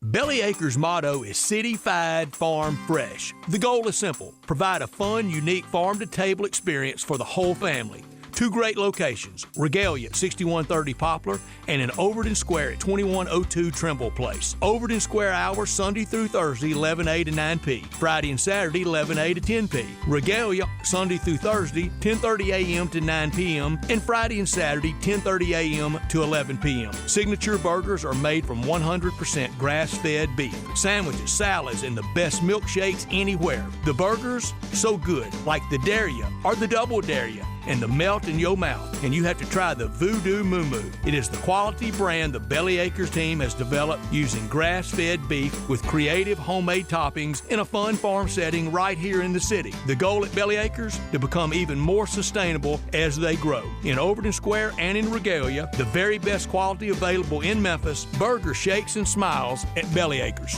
The best golfers in the world are coming to Memphis for the WGC FedEx St. Jude Invitational. Sports 56 and 98.5 FM will be broadcasting live at TPC Southwind throughout the day, Wednesday through Friday of the tournament week, keeping you up to date with the latest tournament news while talking with players and officials. Our coverage from TPC Southwind on Sports 56 and 98.5 FM is brought to you by Family Leisure, Gateway Tire, Automatic Air, and Guns and Ammo.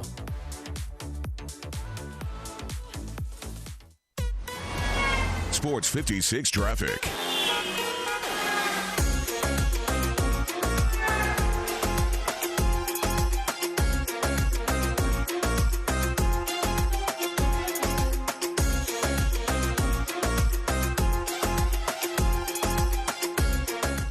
Right now, we're working an accident on I-240 eastbound near Airways Boulevard. That's I-240 East near Airways. Also, accident on 385 at Forest Hill, Irene. 385 at Forest Hill, Irene.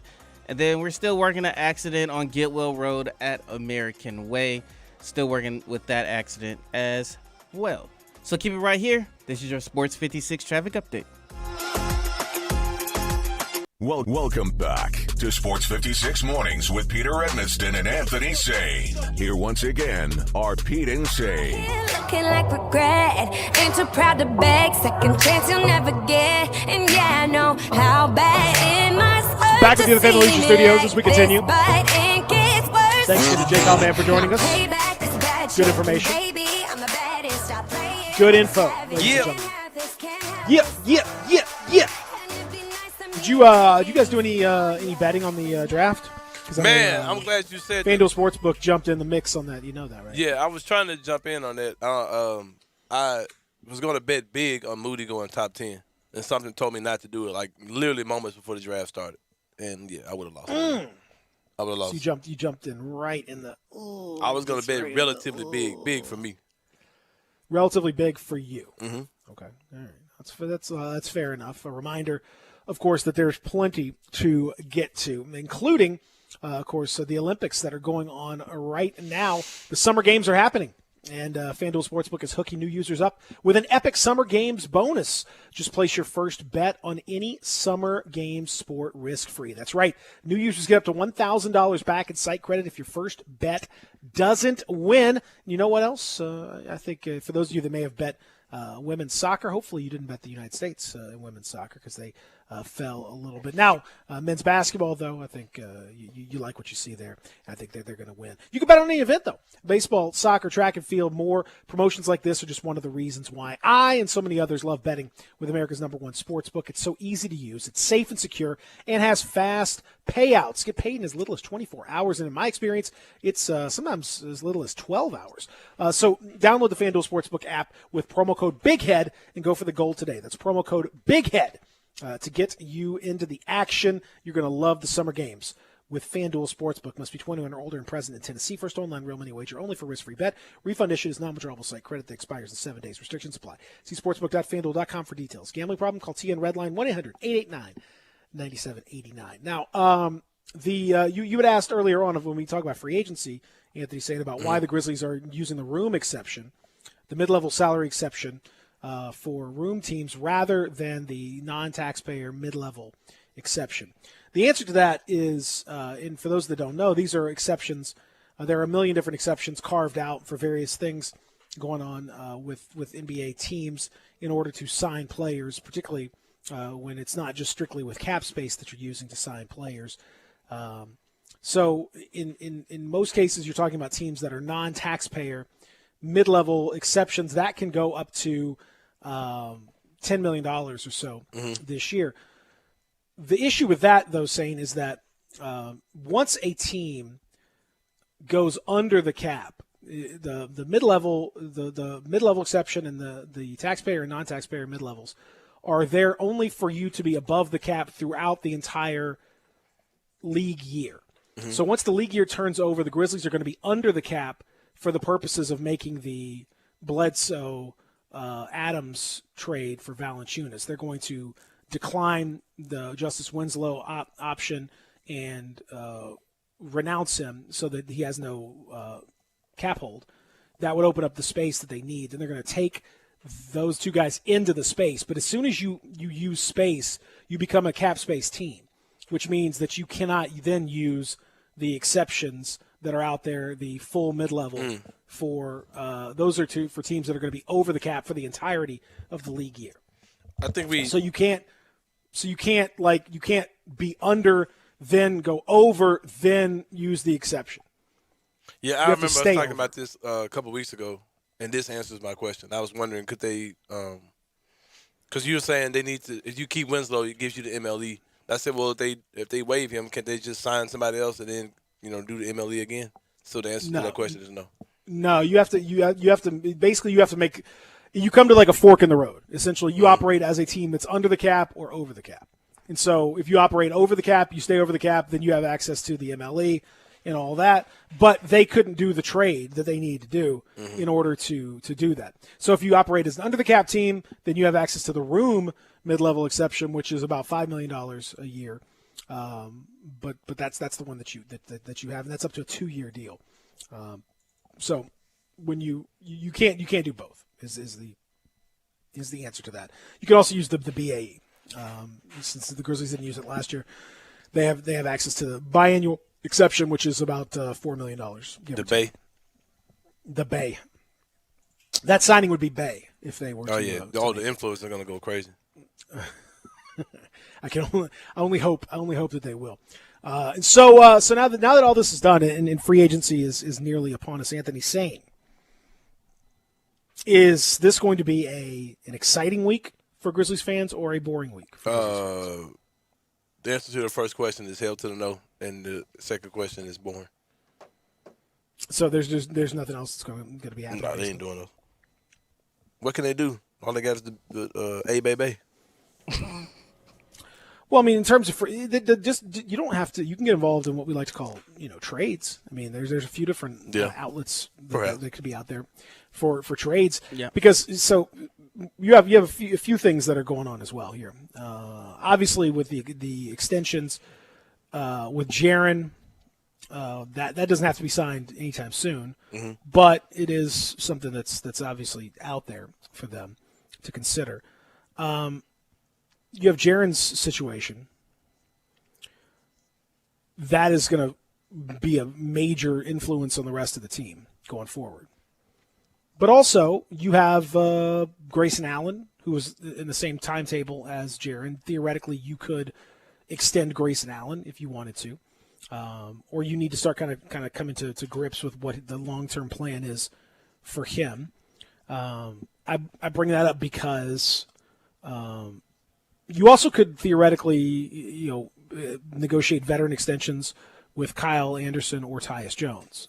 Don't know that they will, particularly with Tyus Jones, but you could do that too. So there's some extension work that they could do on the fringes. But back to Grayson Allen saying, I do think long term they're going to have to kind of figure out what do they think Grayson Allen is, because it feels as though Taylor Jenkins really likes Grayson Allen a lot and has played him a lot. And I don't know that he's necessarily justified that, but his last few games, he showed, some real upside and some real possibility. And Allen's had his moments. He had a big shot to play. Yeah, big shot. I mean, he's had his moments. He's had his moments for sure. What do you see? Do you see Grayson Allen as a piece for this team going forward, or do you see him as a piece to be traded with teams that are looking for wing help? I think that the Grizzlies need to find a way to part ways with Grayson, whether that's trading him or he's just in the way, man. Like, if you can't have Grayson, Bane, and Melton, especially when you draft another wing. You know what I mean? Like, if you want Williams to play, I think that, well, let's hold another discussion. I want Williams to start. If you start Williams, whatever you're doing, and you get... What makes you think he's going to start? Why wouldn't they start? When do they ever start? Like, why wouldn't they start? Developmental guys. What else are you going to do with them? Not start. If they don't start them, they definitely need to get Grayson the hell up out of here. Like, I don't want to screw around with watching the Grayson, Bane, Melton thing again. I can't deal with another full 82 games of it. Well, like, I can't do it, man. Like, one of those guys needs to be gone. Like, and it's not, that doesn't mean that I don't like Grayson. He's fine. A lot of NBA players are good. They're fine. It's the NBA. That's what it's for. You can't fall in love with everybody. Like, you got to make decisions. Like, you can't have 3 backup shooting guards on your team. Somebody's got to emerge to be up out of here. You know what I mean? And I don't understand why this. And people say, "Oh, Saints dogging great." Like, no. Like, you have to make a decision. Like, you can't have all 3 of those guys. Like it. And we talked about depth all season. Oh, I think our depth's gonna. Oh yeah, our depth. And they look like dudes who weren't ready for the playoffs. Like I mean, it's like, it's depth doesn't mean anything if you're not good enough to play on the big stage when other teams are playing 6, 7, 8 guys, and you've got 13 at your disposal, and 3 of them aren't ready. So no. I feel like the Grizzlies are gonna play the waiting game here, because everything depends on that point guard market, like Peter mentioned in the first hour. Because all the dominoes is pretty much on what Kyle Lowry is going to do. And obviously, like Peter mentioned, like, he could go to Miami in the next few hours. And so if that's the case, then you got a lot of teams that are trying to sign point guards. So, at that point, you just gauge interest to see, like you mentioned, saying, like, throw in Grayson Allen with the Eric Bledsoe and see what you can get. Can you get, like, 2 of their okay to bad salaries just to take on, just to get rid of Bledsoe's contract because he wants to play with a contender? So, without having to give up a second round or a first round, unless you're going to get a high-end rotation player. Well, and that's the question from the Grizzlies' perspective is, I think this is why when we talk about the difference between a team and a collection of pieces. Like, the Grizzlies have been operating for the last couple of years as a collection of pieces. But the questions that you're talking about are the questions you have to start answering when you're building an actual team that's expected to compete, which is, what are these actual roles for these people? Not just, is this guy going to be good? Could he be good? This, that, and the other. Like, that's not really as relevant now as it is, like, what is actually going to be the role for player X? What is actually going to be the role for Grayson Allen? Is Grayson Allen going to be your, 8th man, 7th man, 6th man? What do you see for him? And if he's not, who is? Where do you see Zaire Williams falling into this whole discussion over the next year or two? That's the question that they're going to have to answer themselves. And I don't know. And when you start answering that question, I don't think that Grayson Allen is is that piece. So I would start looking around, especially at his age and all that stuff. The next contract he signs, it's going to take him up to, probably age 30 or close to it. Mm-hmm. So he's not nearly as young as you think he is. He was an older draft pick when he was. Grayson's one of the older guys on the team. Yeah. So, which is wild. To me, I think, especially because you have Desmond Bain, you have DeAnthony Melton. Melton's under contract for 3 more years. Bain is, theoretically a guy that I think has shown himself to have value for your team. Who else? What else do you need at that position? I don't see Grayson. I think Grayson should be the guy that you move on from. I think Grayson should be the guy that you start to look around, especially for teams that strike out in what is a pretty thin shooting guard market right now. You start to kind of explore around and see if you can't get a couple of second-round picks for him. Maybe even like a heavily protected first. Something like that would be of interest, I think, to potentially for the Grizzlies. Same thing with Tyus Jones, another guy that, because as Zach alluded to, you have a point guard market that's I think that's the hottest market right now, and it's the one that's going to kind of go quick. You have Kyle Lowry, then you got to figure out, okay, well, what happens with Lonzo Ball? If the Pelicans don't get Kyle Lowry, do they match on Lonzo Ball? Does the team like Chicago give him an offer? What about Mike Conley, who's out there and garnering interest from the Mavs and the Pelicans? How quickly does he go back to Utah? Chris Paul, presumably going to go back to Phoenix, but again, he's out there. All those answers out there. So when teams start to strike out, as they eventually will, somebody's going to end up on the wrong side of this thing. Tyus Jones is sitting out there as a very viable option, as a solid dude. Mm-hmm. And the Grizzlies, he's got 1 year left on his deal. I don't think he's a long-term option for the Grizzlies at this point. I think he's filled the role that he's filled. So does he become then a trade piece? Does he become a guy that you start to kind of float around there with some of these teams to help solidify that position?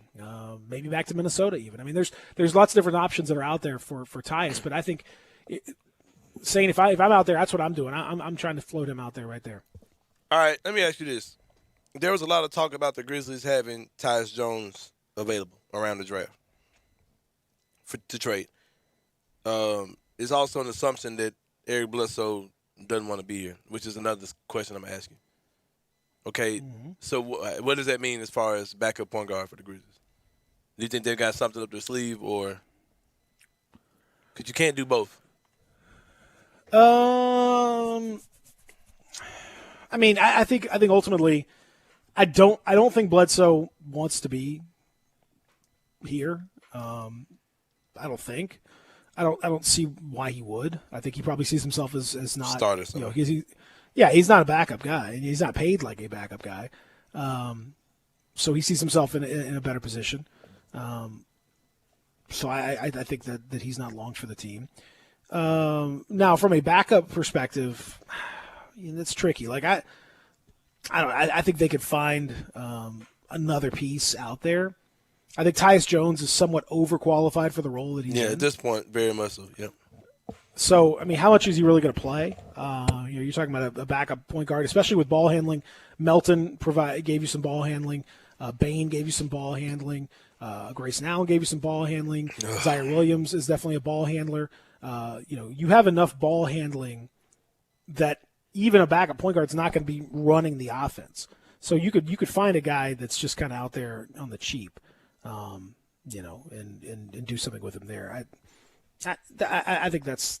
I just think Tyus Jones is overqualified for what you're asking him to do at this point. Why are we bringing Zaire Williams along slowly? We'll answer that question when we come back. We'll see. We'll answer that question because I have an answer for you as we come back. Real Sports Talk, Sports 56 and 98.5. We are Sports 56 WHBQ. Listen to us daily on 560 AM and 98.5 FM, as well as around the world at sports56whbq.com or on the Sports 56 app. Mid-South Hobbies has your favorite model airplanes, boats, race cars, and trains to build. With brands you know like Lionel, LGB, and a large selection of Traxxas radio-controlled trucks, cars, and boats. Mid-South Hobbies has all the accessories to make them complete, with thousands of paint colors to make them shine. Reach the sky with rockets and kites, or reach deep into your imagination with action figures, comic book superheroes, and fantasy quest games. Get passionate about your hobby at Mid-South Hobbies. 4862 Summer Avenue, open 7 days a week. Call 901-682-9402. AC trouble? Call Air Doctors of Memphis, 901-598-HVAC. Owner Matt Davis is a third-generation full-service air conditioning specialist. Air Doctors of Memphis services all major brands, and labor and parts are guaranteed 100%. Their yearly AC checkup is only $60. Then this year, Air Doctors is the official HVAC contractor for St. Jude Dream House. Air Doctors installed the St. Jude Dream House new Train high-efficiency equipment. Get your service from the best. AirDoctorsOfMemphis.com. Call 901-598-HVAC. The first name in Memphis Italian food, it's Ronnie Grizzani's in Regalia. Lunch, the Italian favorites with crisp, cold Miss Mary salad, lobster tower, fried green tomatoes, the crab stack, Monday through Saturday for lunch. Ronnie Grizzani's Catering, check out the lunch catering guide at RonnieGrizzani.com, the Elfo special. Salad, Italian bread for $14 per person. Ronnie Grizzani's, they'll bring it to you. 901-850-0191. Pick up a pan of lasagna at Ronnie Grizzani's at Regalia, or check out the bulk menu at RonnieGrizzani.com. Get your favorites at home. Chicken Alfredo, ravioli, Italian spinach, curbside pickup, delivery to your door. Free within 4 miles of Regalia. The bar, stay cool with the cocktail list. Steaks, the 8-ounce Gorgonzola and bacon wrap filet. Try it, thank me later. In High Point Grocery, Super Low on Spotswood and Goodman Road, and Buster's Liquors. Make lunch or dinner easy at Ronnie Grizzani's, a Memphis tradition since 1909. Let Jason's Deli cater your special event. Any meal, breakfast, lunch, or dinner. Save all the time and all the trouble and let Jason's Deli do all the work. Locations at Park Place, Poplar and Highland, Cordova, and Olive Branch. Breakfast packages, hot breakfast choices, breakfast sandwich boxes. They serve 12, ham, sausage, fresh cracked eggs, crispy bacon, flatbread, breakfast, 8-ounce, individually boxed flatbread sandwiches.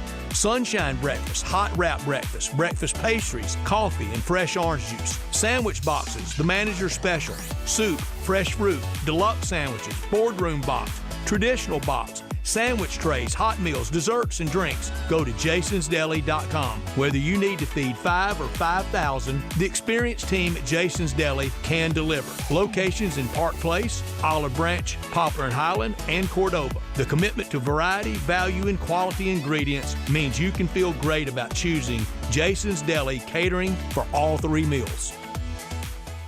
There's an institution in East Memphis that I love talking about. It's the Spirit Shop at 4848 Poplar Avenue, right down the street from Clark Tower, and it looks like a log cabin. It's been around Memphis since 1969 with a family-owned, friendly, knowledgeable sales staff that is just a wonderful place to go. I love going in and talking wine or bourbons, and they've got such great selection. So if you've not visited the Spirit Shop in a while, it's been remodeled. You'll love what you see when you need spirits. Tell Eddie Wollo said hello. Welcome back to Sports 56 Mornings with Peter Edmiston. Yes, I will be good, I promise. Co-hosting Sports 56 Mornings is Anthony Sane. That's great, man. Now, back to Peter and Anthony. The guy that thinks he's flying is also known as a buster. Always talking about what he wants and just sits on his broke. So, no, I don't want your number. This is a good philosophy in the draft. Free agency. Don't want any scrubs. I know. Don't want no scrubs. What do you think about this thing that our pal John Hollinger's just put out there about the possibility of a double sign-and trade that would send Lonzo Ball to Charlotte to play with LaMelo? Be good for him. If I was what's the name, I'd feel away though. If I was Book Knights. Who's the other player? Is it Monk? Devontae Graham. Oh, Devontae Graham. Okay. Going where? New Orleans. Oh. It would be a double sign-and trade. Good for them. If that's the case, then Lonzo still wants to run the point guard duties. Then, I mean, Lonzo would not run the point guard duties there. His brother LaMelo is right. vastly superior point guard. Yeah, I'm done. Lonzo's a shooting guard at this point. Yeah. Lonzo's a shooting guard at this point. I mean, that is absolutely what he is. You're done with Hollinger at this point? Yeah, I just saw something that kind of showed me he's a creep. But let's move on. I'm sorry. Let's go on to. What does that mean? Yes. Go ahead. What were you saying now? I was. No. Whoa. Hold on. You got. Nah, is this something you need? Is this something you need to? Bro, for sure.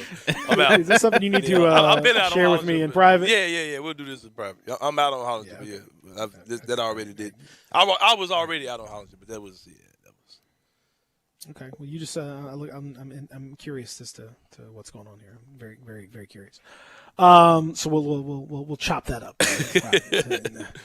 But there's already, so that's one of those things that's out there. Look at New Orleans making that room for Devontae Graham. I don't understand why the Pelicans fans don't go in, lose their minds over the stuff that they do. Devontae Graham. That's the plan. Is Devontae Graham? Boy, oh boy.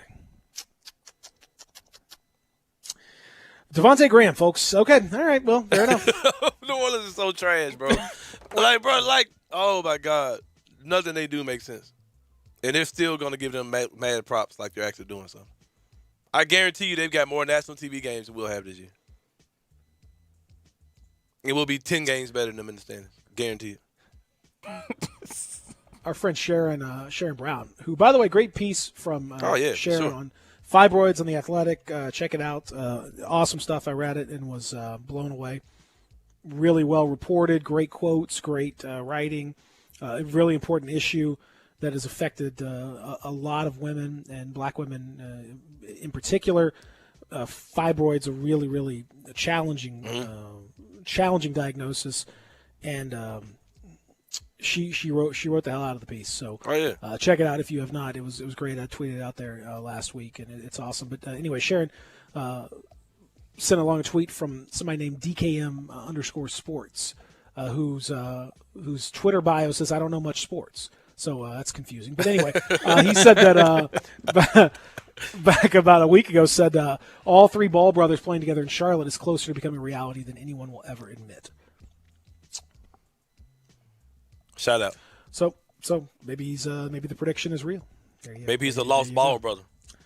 Maybe he is. Maybe that's Jello's account. Maybe that's a pudding ball. Hour number 3 on the way. Stick around.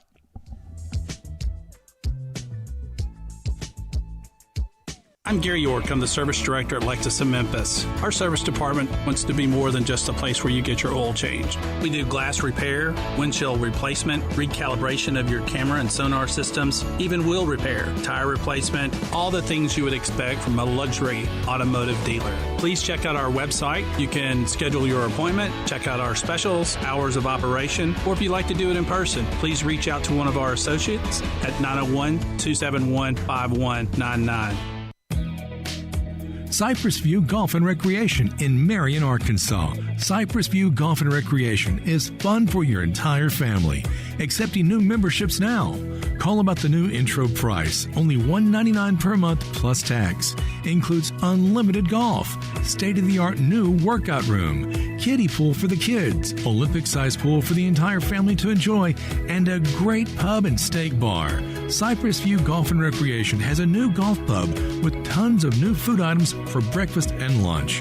Choose from Philly steak cheese sandwiches, homemade fresh hand-patted burgers, and Nathan's hot dogs, flatbreads, quesadillas, summer salads, and more.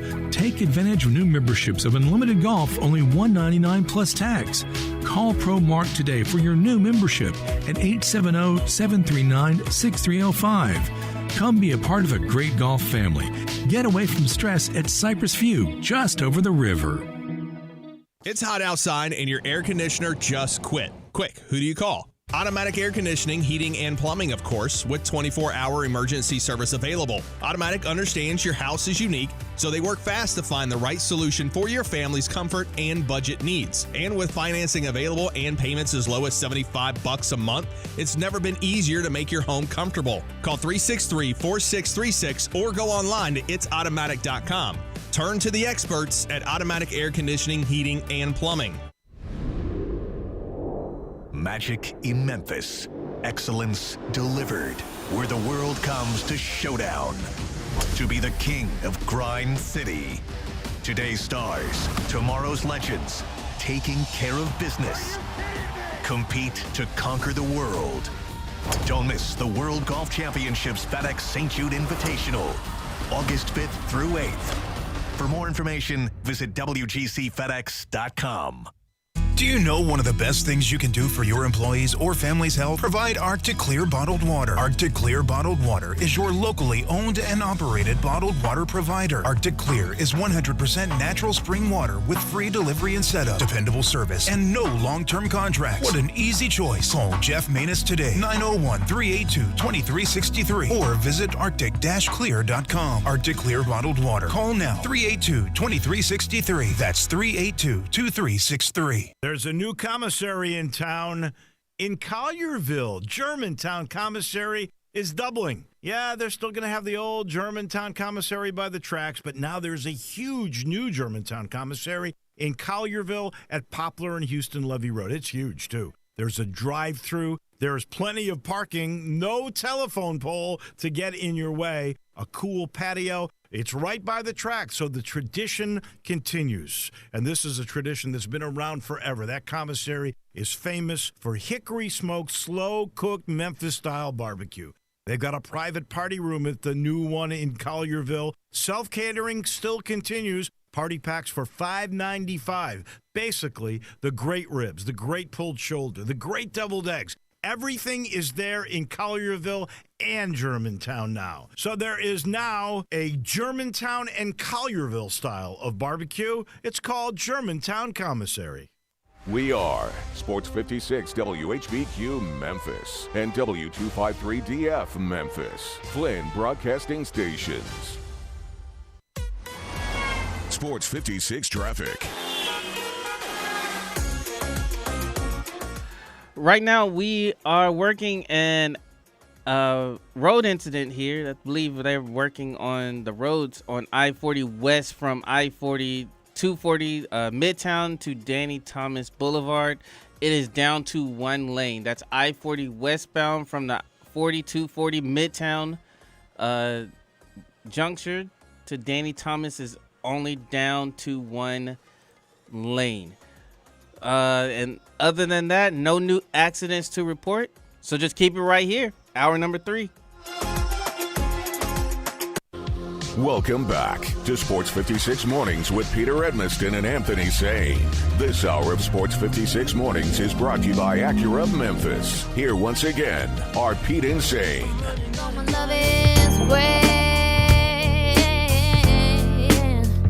my love is true,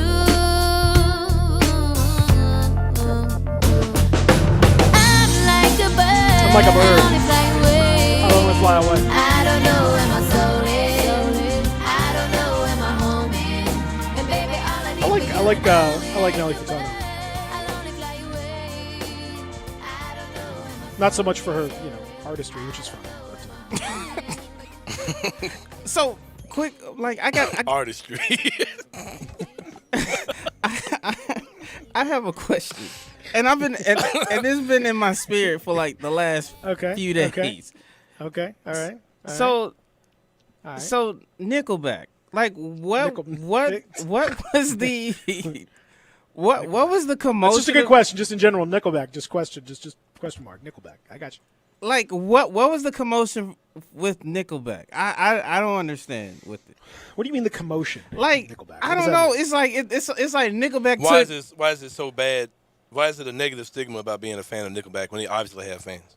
Yeah, they sell millions of records. So or they took on a lot of heat recently, and they're still taking heat for it. I don't understand, but yeah, it's kind of a thing. It's kind of a joke at this point. But Nickelback, the joke is that Nickelback is just very generic. They're very generic, sort of. I don't. Just blah. Very generic, very corporatized, quote unquote rock. So if you like them, you're kind of like a fan of like a chain restaurant fan, like that kind of thing. Like it's not very cool to be a fan of like Applebee's or something. Like that's not really. They're kind of the Applebee's of rockish. So folks hating on them folks. Yeah, absolutely. Okay, that's what I thought. Okay. Hating on people that are fans of, like, if someone comes up to you, man, I just love Applebee's. I can't get enough of Applebee's. I love it. It's like you'd be like, that's kind of weird. Like, Hey. right. I mean, like Applebee's is fine. Like, if you end up at Applebee's, like, it's okay. But like, no one is like out here like going, balls to the wall for Applebee's. Like, eating good in the neighborhood, man. I can't wait to do it. Like, let me look at my sheet here. Oh, this is a portion of the show brought to you by Applebee's. Oh, I'm so sorry. You know what I mean? Though, like, I don't eat Applebee's, but like, I eat worse than Applebee's. So I'm not gonna knock Applebee's, but like, people say, oh, like people do the same thing about McDonald's. Oh, I don't eat McDonald's, but billions and billions sold. Like somebody's eating there. Like billions of people are eating. No, but see, like McDonald's is like, I mean, McDonald's is definitely like there's a time and a place for McDonald's. Like if you have kids, for sure. If you got like it's definitely fast food. Like fast food just is in its own lane. But Applebee's is like, I mean, if you're gonna go to, even within I cannot the imagine fast food, like even within the fast food circle, people act like they dog out McDonald's. I'm like, bro, stop it. Like, y'all people eat McDonald's. It's not just kids, bro. Like their menu. Back when we were back in the 80s, 90s, like their menu and marketing was geared towards kids. Like you don't even see Ronald McDonald in like the kids stuff anymore. You don't even see commercials for their toys anymore. No, McDonald's has clearly shifted to adults and it's still booming. So people just love pinpointing stuff that they don't fool with, that they obviously fool with. So Mac, by the way, shout out to Mac. Mac says, "Welcome back, Peter. Sane and Zach did a good job while you were gone. You may need to keep an eye on them taking over the show." What did you guys talk about? Y'all taking over the show? Is that it? Well, you should have been listening. Go check out the podcast. Can't believe it. Talking about taking over the show. Unbelievable. Check out the podcast. I like it about. Mac, thank you. I appreciate that. We met Mac. Well, I met Mac. Zach didn't get out with me. He was watching the draft with his brothers on the draft day. Mac was? Yeah. Zach, you getting out? I probably ain't getting out this week at all myself, but yeah. You got to get out with me. All right. Get out in the mix. Get out in the mix. For sure. So yeah, we were talking about the free agency situation. Free agency starts this afternoon. The reason they start this afternoon is because it's like the teams don't want. Why do you stay up till midnight to do all this stuff? Come on. Because this is what makes it amazing, bro. No, it was fun. It was fun. It was fun to be up at 11 p.m. Central Time. Yeah. To What's get the that time first for this? Woj tweet. 6 o'clock Eastern, so 5 o'clock our time. Yeah. So like in the middle of like going home traffic, free agents. Yeah, middle of get out of here. Yeah. Shame on you, NBA. I do miss like having to stay up super late, like 1, 2, 3 o'clock in the morning, just to like hear like what free agent signed, what contract, ridiculous contract. So I do miss that. I do miss that aspect of it because I'll never forget LeBron like signing his deal like agreeing to his deal early, like in the free that was a agency process. crazy crazy day with the whole trade situation and going back to the Cleveland stuff and everything. It was crazy. It's crazy. So I hope that it doesn't. As I got older, I'm not as worried about it because I got other stuff going on. So I don't want to stay up till that late all the time. Fine with it. Fine with me doing that. It does look as though Kyle Lowry is headed to the Miami Heat. That does one way or another. Case. And it would likely be a sign and trade that would involve sending Goran Dragic and Precious Achiuwa to Toronto as part of the sign and trade. That's the mechanism that seems to be They're about to trade Precious Achiuwa to Toronto. Another good fit for him. They are going to trade Precious. Prayed Precious.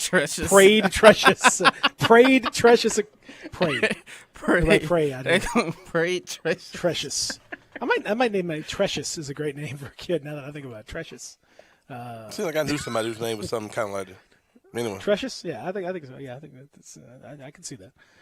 Precious Achiuwa, he looks like he's headed to Toronto. Between that and between taking Scotty Barnes, Pascal Siakam can't be long for this roster, right? Yeah. It feels like they're getting a lot of Siakam-ish dudes that are out there, and Siakam. I don't know. Depending on where they are, they're losing Lowry. yeah, I wouldn't be surprised to see Siakam potentially on the move. So that now, if you're New Orleans had kind of thought that that maybe it was going to be a possibility for them to end up with Kyle Lowry.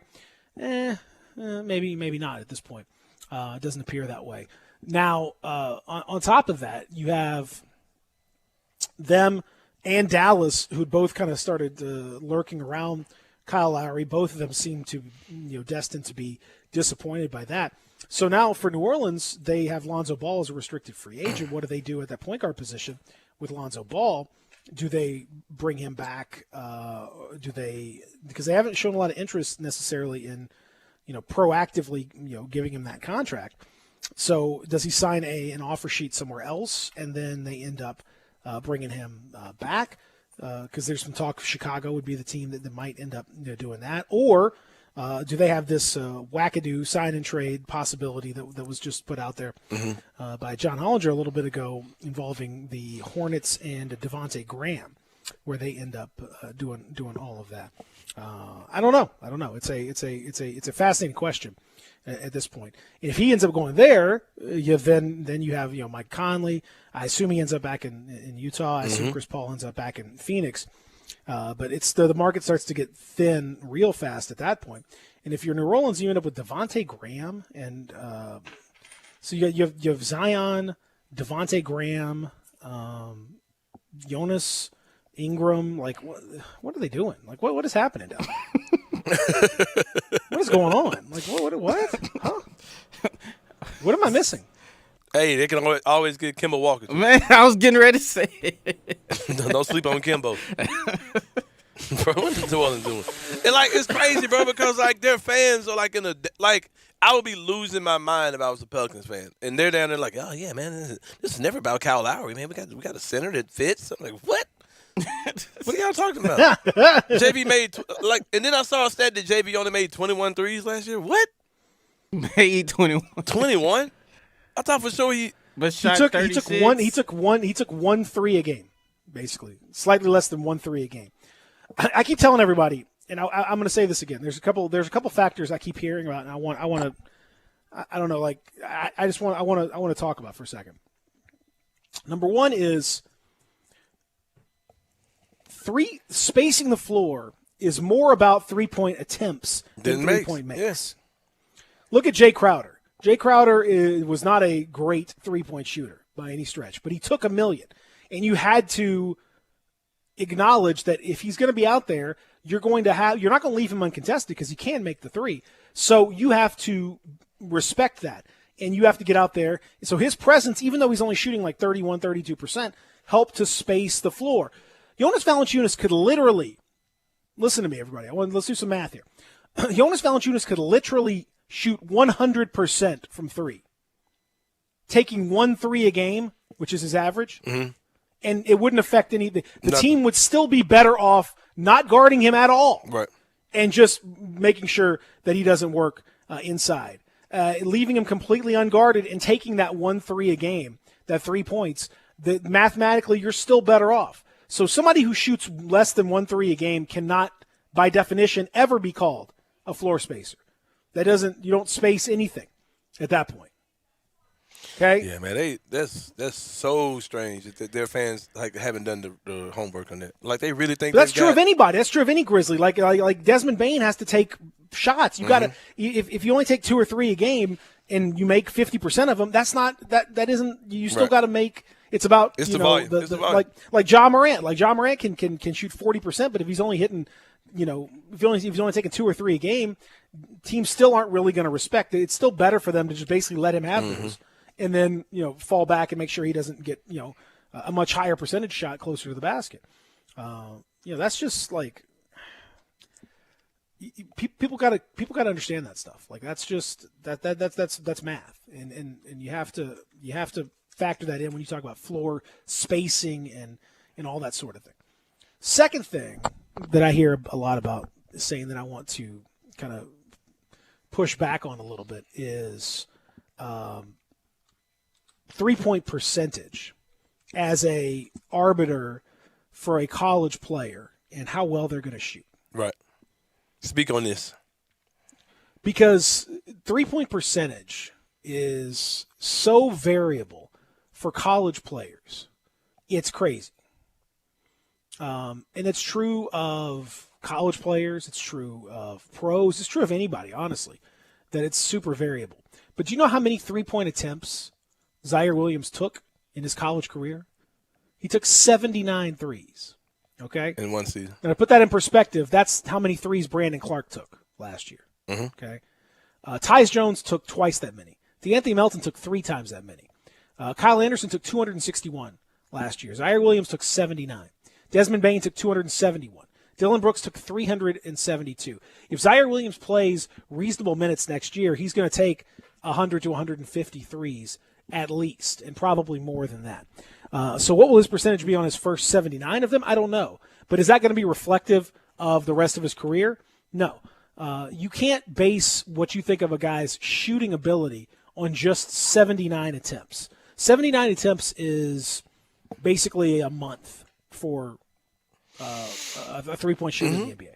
Right. So you wouldn't say, oh, he shot 20% that month. Does that mean he's a 20% shooter? No. So you can't close the door on a guy or say he's a shooter or isn't a shooter because of that. It's just not the case. He took a bunch of attempts per game, which was good, and he can get his shot, which is good, particularly off the dribble. He was better off the dribble. So that's all good stuff. But that bothers me, Sane, because people like to limit dudes or put info out there when or call you look at the number of attempts. A floor spacer. You know, that's the kind of stuff that exactly. happens. JV took 20 50 shots. some odd. Yeah, he had 23. JV took 57 attempts last year from 3. Mm-hmm. In 72 games. In 62 games. 62. 57. Yeah, that's right, because he missed games. That's right. Yeah, that's right. Mm-hmm. 57 attempts in 62 games. About less than 1 a game. John Conchar took 56. Justice Winslow took 54 attempts. Really? Well, he got 50 of those came in his debut last few games. That debut game, he put up 30. So. I mean, Killian Tilly took 33 threes. No way. For real? Yes. Dang. Yeah, bro. That's and Jonas only took 57. Yeah, they don't get it. They don't get what they got. Yeah. Jaren took 63s in 11 games. 11 games. Oh, God. Yeah. That's a floor spacer right there. Yeah, that's a floor. That's a spacer right there. Mm-hmm. So, okay, speaking of floor spacing, I know we got a floor space these Olympic updates coming up here in just a bit. I can hear the music right here coming in. We're going to talk about why Zaire Williams needs to start day one. Yes, we'll talk about that along with other tradition like none other. Of the Olympics, a tradition unlike any other that are out there. The Olympic update coming your way here momentarily. We'll talk about that and more when we continue here in hour number 3, presented by Acura of Memphis. Real Sports Talk, Sports 56 and 98.5 FM.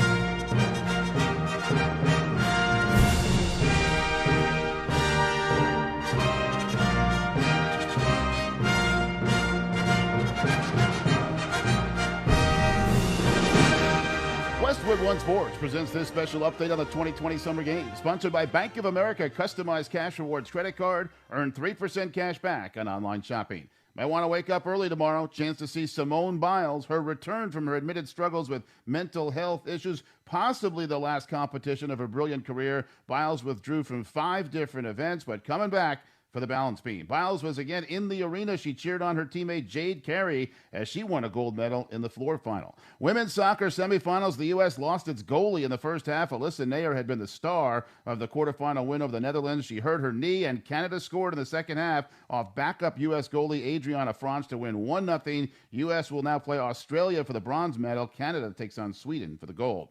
Also losing, the U.S. baseball team, who was 2 outs from victory. Japan tied the game in the bottom of the 9th inning, then won 7-6 in 10. With this Summer Games update, I'm John Stashauer, Westwood One Sports.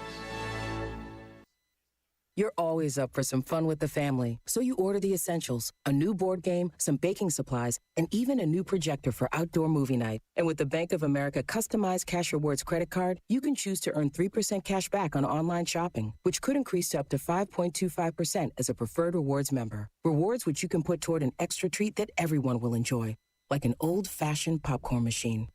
Visit bankofamerica.com/more rewarding and apply now. Copyright 2021 Bank of America Corporation. At Napa, we keep things moving. If it has wheels and an engine, we help keep it on the road. And if it's on the road, we have parts for it. And if you need a part, you can get it fast, like same-day pickup or next-day delivery fast. At Napa, when we're not thinking about cars, we're thinking about the people who drive them. Because when it comes to serving you and our community, our motor never quits. That's Napa know-how. Same-day pickup and next-day delivery available at participating stores and on in-stock items only. Broadcasting from the Family Leisure Studio, we are Sports 56 and 98.5 FM.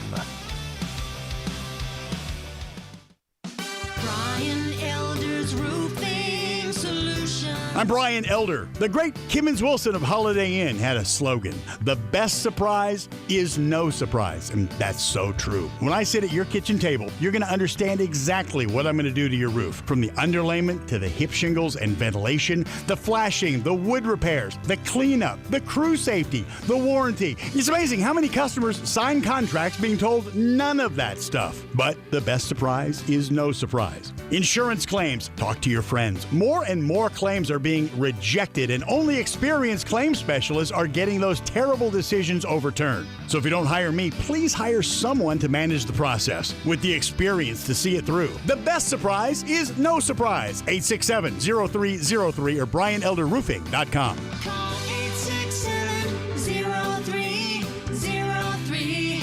Brian Elder's Roofing Solutions. We all need that great snack on the course, at home, or on the go. Golf Sticks Pretzels Twist hits the spot. STIX. Go to golfstickspretzels.com and order now. The company is in West Point, Mississippi. Buy by the case, 3-ounce golf sticks, 12-bag count, 12 individual 3-ounce bags for $24. Buy by the case, 3-ounce case, 36-bag count, 3 ounces per bag, $42. In all the area golf shops like TPC Southwind, Spring Creek, Miramichi, Memphis National, Timber Trust, and of course at Old Waverly and Mossy Oak Golf Club with the company right there in West Point, Mississippi. Guaranteed a birdie in every bag. They provide a delicious, healthy snack for athletes, fans, and it promotes the great game of golf. Proven to be the best tasting pretzel, Golf Sticks Pretzels coated with specialty seasoning, paired with a buttery crunch that will power you through any season. Make it your second golf bag. GolfSticksPretzels.com, STIX, a birdie in every bag. GolfSticksPretzels.com. The Tigers are back to 100% capacity. We want you to be a part of it. Your Tiger football team opens the season against Nicholls State Saturday, September 4th and 6th. And the rest of the schedule features SEC opponent Mississippi State, Navy, SMU, and more. Season tickets for all 7 home games start at just $99. To lock in your seats for all the action, call 901-678-2331 or visit GoTigersGoTix.com. If you're going on vacation, making a college campus visit, or if business takes you out of town, there's just no better place to board your dog than Barks and Recreation, 965 Ruddock Cove between Bud Davis Cadillac and the Blue Plate Cafe in East Memphis. Boarding, daycare, grooming, we have the best of everything at Barks. Indoor-outdoor kennels so your family member can go in and out as they please. Indoor and outdoor play areas. 4 walks a day. Group play and individual attention from the best staff in the Mid-South, which includes an overnight staff to ensure the safety and comfort of your pet 24 hours a day. All reasons to choose Barks and Recreation above all other boarding and daycare facilities.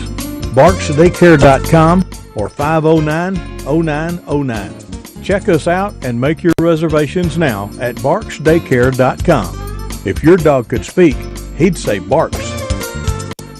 It's hot outside and your air conditioner just quit. Quick, who do you call? Automatic Air Conditioning, Heating, and Plumbing, of course, with 24-hour emergency service available. Automatic understands your house is unique, so they work fast to find the right solution for your family's comfort and budget needs. And with financing available and payments as low as $75 a month, it's never been easier to make your home comfortable. Call 363-4636 or go online to itsautomatic.com.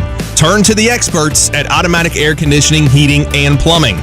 Welcome back to Sports 56 Mornings with Peter Edmiston. Yes, I will be good. I promise. Co-hosting Sports 56 Mornings is Anthony Sane. That's great, man. This hour is brought to you by Acura of Memphis. Now, back to Peter and Anthony. We get drunk, so what? We don't sleep.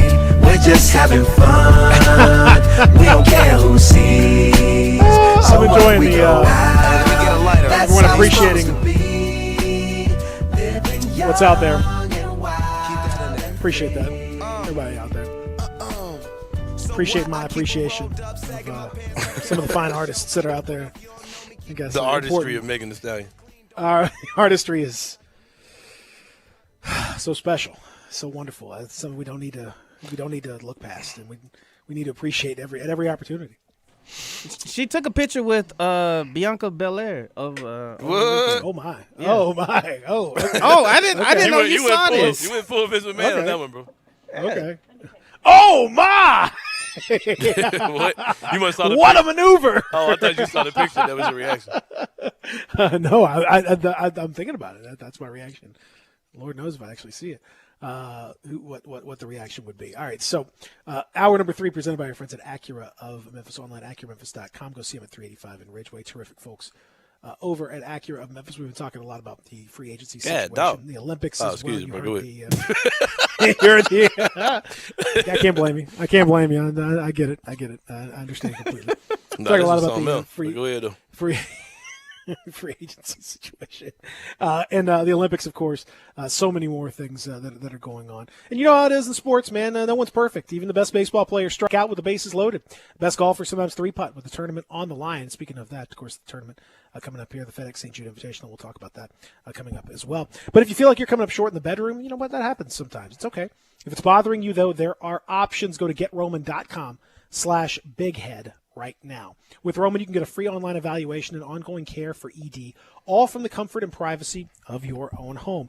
A U.S. licensed healthcare professional will work with you to find the best treatment plan. If medication is appropriate, it ships to you absolutely free with 2-day shipping. It's a very straightforward, discreet process from start to finish, including all of the packaging and everything else. Very discreet, very private, because this is your business and your business alone. Getting started is simple. Just go to GetRoman.com/bighead. That's my promo code. GetRoman.com/bighead and complete an online visit. Take care of your ED without ever leaving home. Complete an online visit today to connect with the doctor. Take care of it. Go to GetRoman.com/bighead now to get $15 off your first month. Look, there's a straightforward way to take care of your ED. GetRoman.com/bighead. Get started now to save $15 on your very first month of treatment. That is, of course, Get Roman. So we've talked about that and the folks at Roman, and we appreciate them sponsoring and being a part of the program. We've talked about the Zaire Williams situation and him being drafted, and saying you wanted to advocate for him getting fast-tracked as quickly as possible. We got Mary and Mike, too, so I got to wait. We can talk. We got the whole offseason to talk about that, so it's on you, though. I'll get you know what? Come on, man. Mary Mike. First day back. I know. Man, look, I'm doing my best here. All right, we got you, bro. First day back. I appreciate you. Thank you very much. Our friend Mary Mike, what's up? What up, man? Welcome back, Pete. Hey, thank you, man. I appreciate it, man. That's kind of you. How are you doing? Man, I'm good, man. I'm chilling, man. Just enjoying Memphis as always. Finally, it's weather is actually enjoyable after right couple weeks of pure insanity. This is going to be lovely today. It's been a little wild out there, man. Been a little wild out there, but hopefully it cools off a little bit for us, man. It's just been nuts. Mike, I had a situation that made me think about you over the weekend, because I always look at you as being a much better parent than me as far as like responsibility type stuff. So I thought about you this weekend. I thought about you this weekend because Gabe's mom hit me up about getting him snacks and lunch for the week for summer camp. And I was like, okay, that's not how I grew up. I grew up eating the free lunch that came with summer camp and thoroughly enjoying it. Like, I remember those days. And she does the same thing when school's going on. Like, Gabe takes some lunch every day, and he doesn't eat school food. Yeah. And I understand that because on both sides, the food is utterly disgusting. The today's iteration with the kids. And we thought we were eating bad food. Downright terrible. But, yeah, school cafeteria food is trash, and the summer food program, it's the same food. It's trash. Absolutely horrible. Super trash. As a parent, how do you first of all, do you let them eat school lunch? And if not, how do you do your school lunch thing? I know you're a food guy, so I know we can tie you into this. I'll say, okay, so Maddie is my oldest. She's 13. Mm-hmm. And Maddie has eaten exactly one school lunch in her entire life. And she called me from school, and that was in the first grade, and she said it was terrible, and she was on the food strike. She told me this in the first grade. So that's the last time she's ever ate a school lunch ever. I went to the school one time to eat with her in the fifth grade, and I was like, you know what, I'm going to try the school lunch. And I wanted to throw that back at the lady who gave it to me. Oh, it's terrible. It was that horrible. It's terrible. Like, man, nothing matched. You know what I'm saying? It was like fish sticks and corn. Like, who eats that? Nachos and green beans. Who eats that? Yeah, like, it was just weird. So, man, I'm a firm believer in packing a lunch. You know, when I was a kid, I packed a lunch until I got to high school, and then, bring your own lunch in high school just wasn't cool. But, so I suffered through high school just eating cookies and popcorn, basically, so I can look cool, but I was hungry. Starving. But just be starving, man, just to be cool, man. It's a weird time, man. But I'm a firm believer in packing the kids' lunch if you're able to, man. Like, because they get what they want. And I know Maddie. Maddie is very particular about food. She's the kind of kid that grew up, like, in restaurants with me. Every review that I've done, she's been right there with me. When she was here for the summers, now she's here, permanently. But so she's used to, like, eating food. So I believe that you should pack your kids' lunch, man. Give them what they want, man. Give them a couple little snacks in there, man. Peanut butter and jelly sandwich or something. I don't know. Whatever you pack for kids. Maddie makes her own lunch, and it's like a gourmet meal. It's huge. It takes a suitcase every day. So, yeah, pack your kids' lunch, man, because the schools, man, look, they're not feeding your kids right. And I think I made a post about that one time. Oh, yeah, it's terrible, man. Like, when we working in schools, I've ate in the cafeteria a couple times. Horrible. Like, horrible. Yeah, it's horrible. Yeah. I mean, it's a little cheaper to just pack their own lunch anyway sometimes. I know you got to invest in the food, but it's cheaper in the long run, man. They ain't going to have problems and using up all your toilet paper because they're running all day. You know what I'm saying? Like, it's a lifelong investment. Just sitting them lunch. Yeah, man, facts. you're gonna reap benefits on the other end. You know what I'm saying? Mm-hmm. No doubt. But if I gave them snacks, man. Gotcha. Top trip. Gotcha. Yeah. You got it, man. I think you got it. You got to make it happen. So what for the rest of the month of August? What's your plan now? Because we're gearing up. We got the tournament this week, FedEx St. Jude Invitational over at Southwind. Do you like to head over there and see what's going on? Not really, man. Not even gonna lie. I always said I wanted to go, like Tiger Woods came or something, but that's never really happened or whatever. So I always wanted to do that, but I am going to go to Chicken and Beer Festival. That's coming up. That's always a good time. So it's at the Liberty Bowl. It's really a beer festival that has chicken and other foods. It's ghetto. It's a ghetto paradise, man. Chicken and beer. Chicken and beer go together well. Man, chicken and beer, man. Just... They go together so well. Honestly, it's perfect. I don't know why anyone would have one without the other. Why would you have one without the other? I don't know. You can't. Why would you? foolish to You me. know, so it's Yeah. put on by iHeartMedia. So I do all their photography and stuff. So I go out there and I'm, you know, I take a couple pictures, but I'm really enjoying myself at this festival. So got that coming up. What else is coming? There's something else coming up in August because we're getting back in festival season now. Things are happening again until we get shut down again. What else is happening is COVID. COVID's definitely happening. That's Yeah, unfortunately, Delta's a thing, man.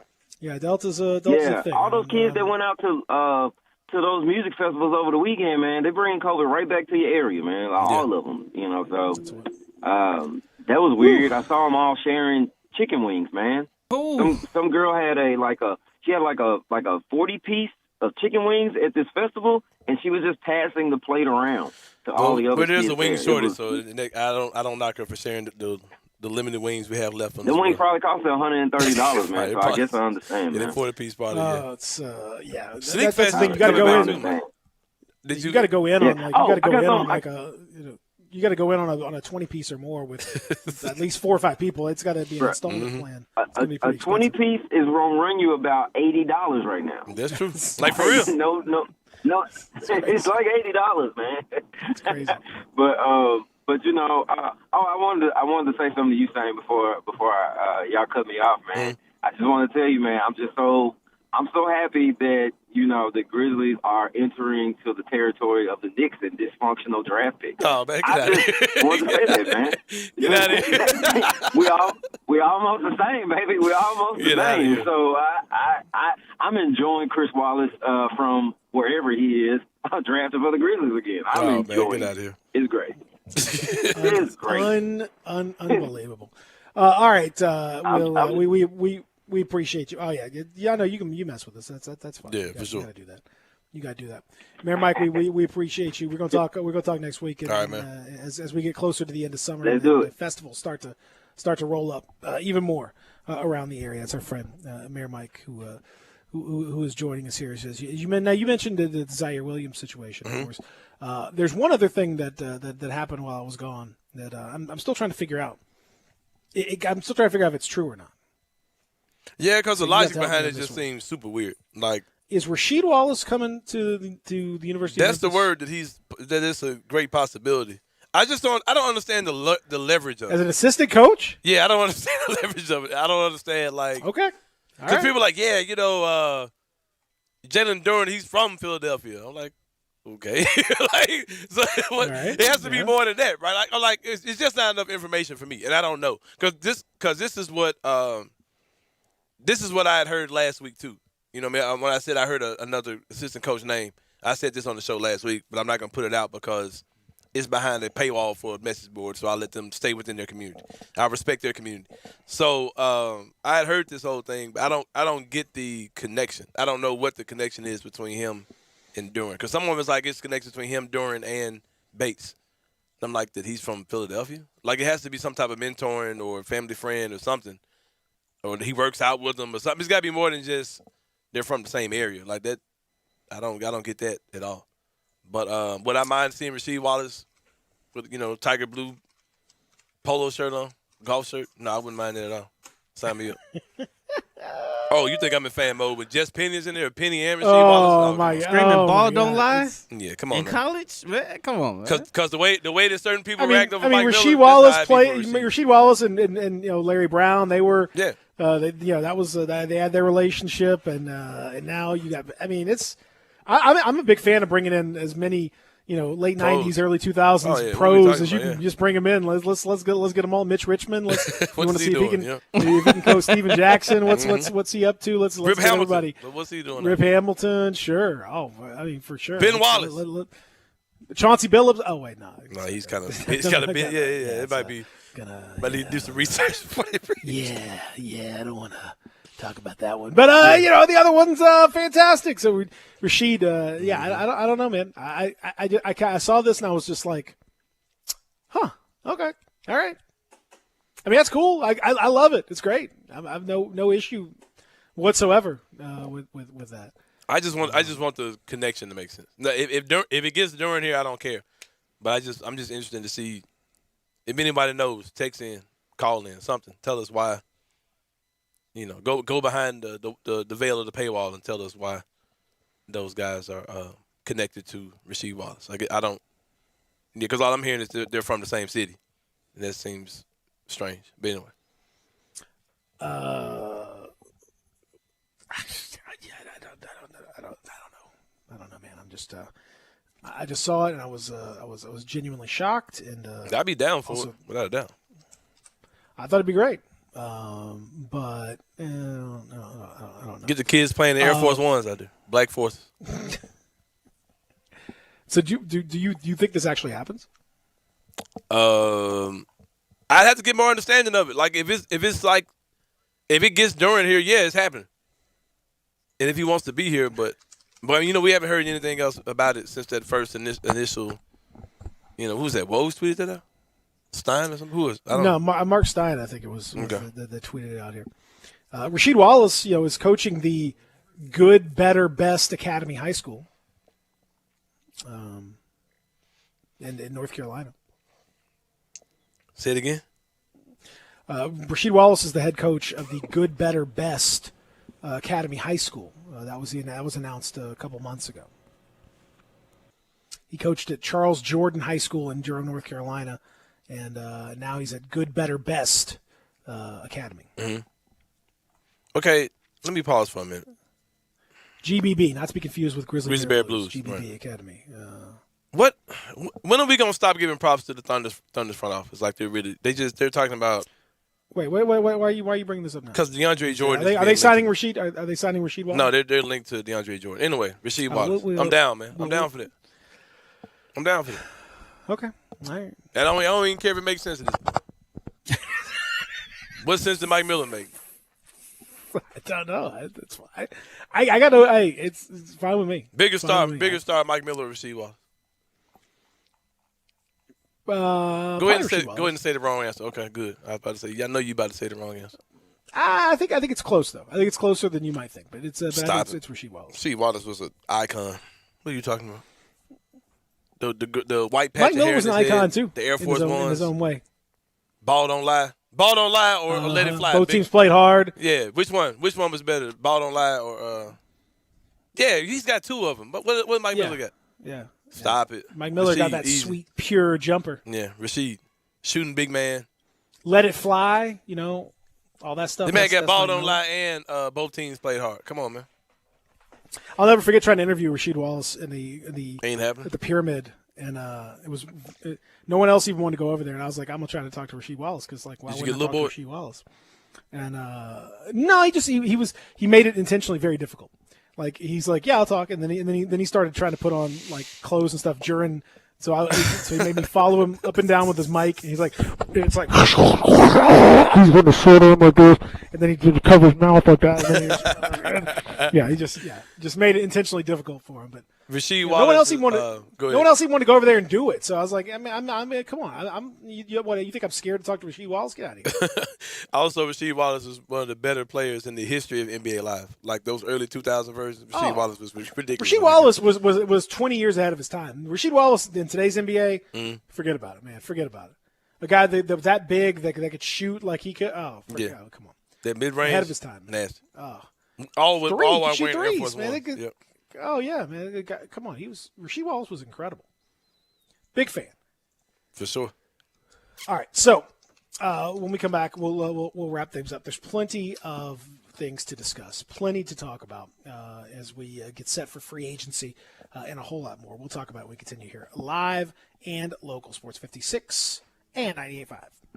Dave Woloshin and Brett Norsworthy take you home with Sports Time on Sports 56, weekday afternoons from 3 to 6 on Sports 56 and 98.5 FM. Hi, this is Troy Fiveash, owner of Fiveash Roof Services. You've heard me talk about how we offer the best products, the best warranties, and the best services for years. Now let's talk about pricing. Pricing should never be the only reason you hire a contractor, but in today's world, pricing is always a consideration. So we suggest you get 2 or 3 estimates for your roof replacement from a reputable, licensed, and insured company, and then give us a call. If we can't beat your best price for a comparable roof system by more than $100, we'll give you $100. It's that simple. We are so sure we can offer you the best price, beating all other qualified companies, we will hand you $100 if we can't. And thank you for the opportunity. So give us a call. What's the worst thing that's going to happen? Make $100? Five Ash Roof Services, a proud supporter of Tiger Athletics and the official roofer of the Tigers home team. Five Ash Roof Services, fair, honest, and ethical. 367-0050 or memphisroofer.com. Five Ash Roofing is what we do. We're here for you. Need to sell your home? You're in luck because I buy houses. All you have to do is call Bill at 901-406-1101. That's 901-406-1101. Grab that pin, 901-406-1101, or just save it in your phone. Bill at I Buy Houses. I Buy Houses buys houses in any area, in any condition, at any time, as simple as that. I Buy Houses is guaranteed to close in 5 days. So if you need your cash fast, just call Bill at I Buy Houses, 901-406-1101. Has your house been on the market? Were you just tired of renters? Or is it just time to start over? Well, avoid repairing, cleaning, painting, and prepping your house. Just pick up the phone and call Bill at 901-406-1101. That's Bill at I Buy Houses. If you're in Southwind, South Memphis, North Mississippi, North Memphis, Collierville, if you can hear this, just call my friend Bill at I Buy Houses, 901-406-1101. Belly Acres' motto is City-Fied Farm Fresh. The goal is simple: provide a fun, unique farm-to-table experience for the whole family. 2 great locations, Regalia at 6130 Poplar and in Overton Square at 2102 Trimble Place. Overton Square hours Sunday through Thursday, 11A to 9P. Friday and Saturday, 11A to 10P. Regalia, Sunday through Thursday, 10:30 a.m. to 9 p.m. and Friday and Saturday, 10:30 a.m. to 11 p.m. Signature burgers are made from 100% grass-fed beef. Sandwiches, salads, and the best milkshakes anywhere. The burgers, so good, like the Daria or the Double Daria, and the melt in your mouth. And you have to try the Voodoo Moo Moo. It is the quality brand the Belly Acres team has developed using grass-fed beef with creative homemade toppings in a fun farm setting right here in the city. The goal at Belly Acres, to become even more sustainable as they grow. In Overton Square and in Regalia, the very best quality available in Memphis, burger shakes and smiles at Belly Acres.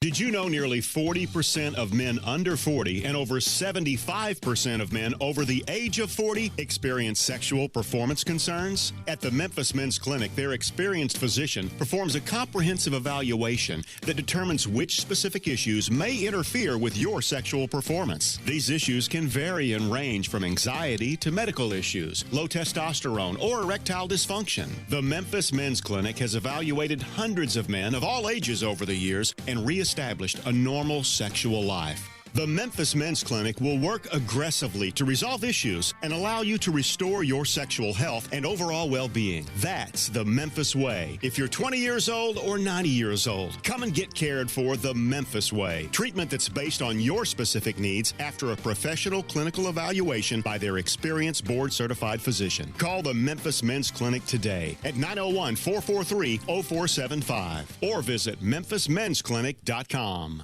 Mid-South Hobbies has your favorite model airplanes, boats, race cars, and trains to build. With brands you know like Lionel, LGB, and a large selection of Traxxas radio-controlled trucks, cars, and boats. Mid-South Hobbies has all the accessories to make them complete, with thousands of paint colors to make them shine. Reach the sky with rockets and kites, or reach deep into your imagination with action figures, comic book superheroes, and fantasy quest games. Get passionate about your hobby at Mid-South Hobbies. 4862 Summer Avenue, open 7 days a week. Call 901-682-9402.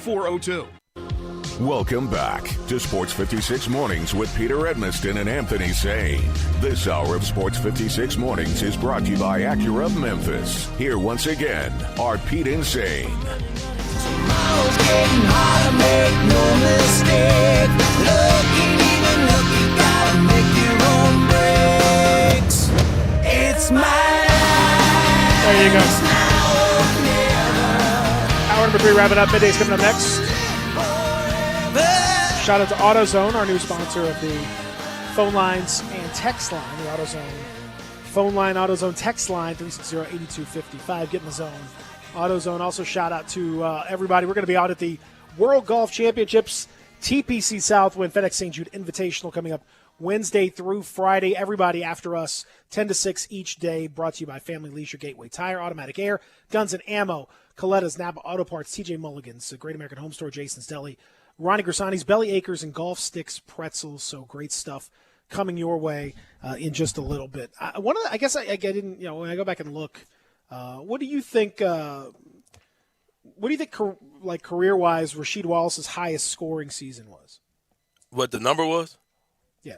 Probably no more than like 18, 19 points a game. Yeah, he had a couple of years where he was at 19 points a game. Mm-hmm. Never averaged more than 19. Never averaged more than 8 rebounds a game. His career averages are 14 points, 7 rebounds per game. A lot lower than I would have thought. I would have thought he would have had a 20 and 10 season. You think about it, he never was like a definite alpha on the team. Because when he was on that Portland team, that team was loaded. Like he was probably their best player, but he was never like run everything through sheet. You know what I mean? Like, well, the same thing is true when he was in Detroit. I mean, it was all Rip Hamilton and Chauncey and all those other guys. But in those, he was such a good player. But I don't know. I expected more. I was surprised to see that it was that low. Does anything happen to the Grizzlies before we talk again tomorrow at 7? Does anything happen with the Grizzlies between now and then? Perhaps. Maybe they can move a Grayson, a Melton, or something like that. Or you think it'll happen that quick? I think it may happen, but I think anything like that's going to happen. I think it's going to happen. Once teams dry up, yeah. Mm-hmm. Yeah, I think it's going to take. Or from a team who realizes, hey, let's just go get something we know for sure. We can go get us a guy that can come in and play. Don't have to screw around with free agency because a lot of guys are restricted. So some teams will be like, screw it. Let me just go get Grayson now. I saw that you had retweeted. It was interesting. I went back and was reading some stuff on Zaire Williams. I thought the contrast or the comparison between his dad and John Morant's dad was quite telling, and that Zaire Williams actually used the term, "My dad is my biggest hater."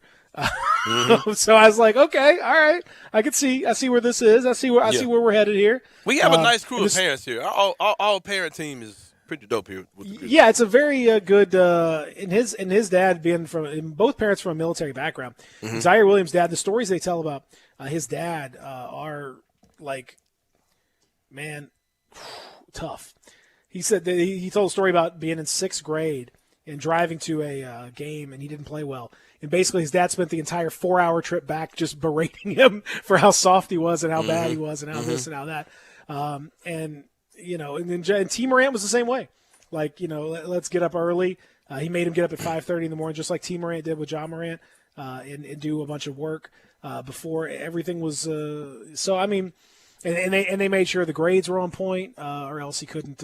He couldn't participate in anything. He had a C one time, and he didn't tell his mom, and his mom accessed it on the computer and realized that he didn't tell her about it, and she made him go to the teacher and ask for extra work and extra credit until he could make the grade back up to an A.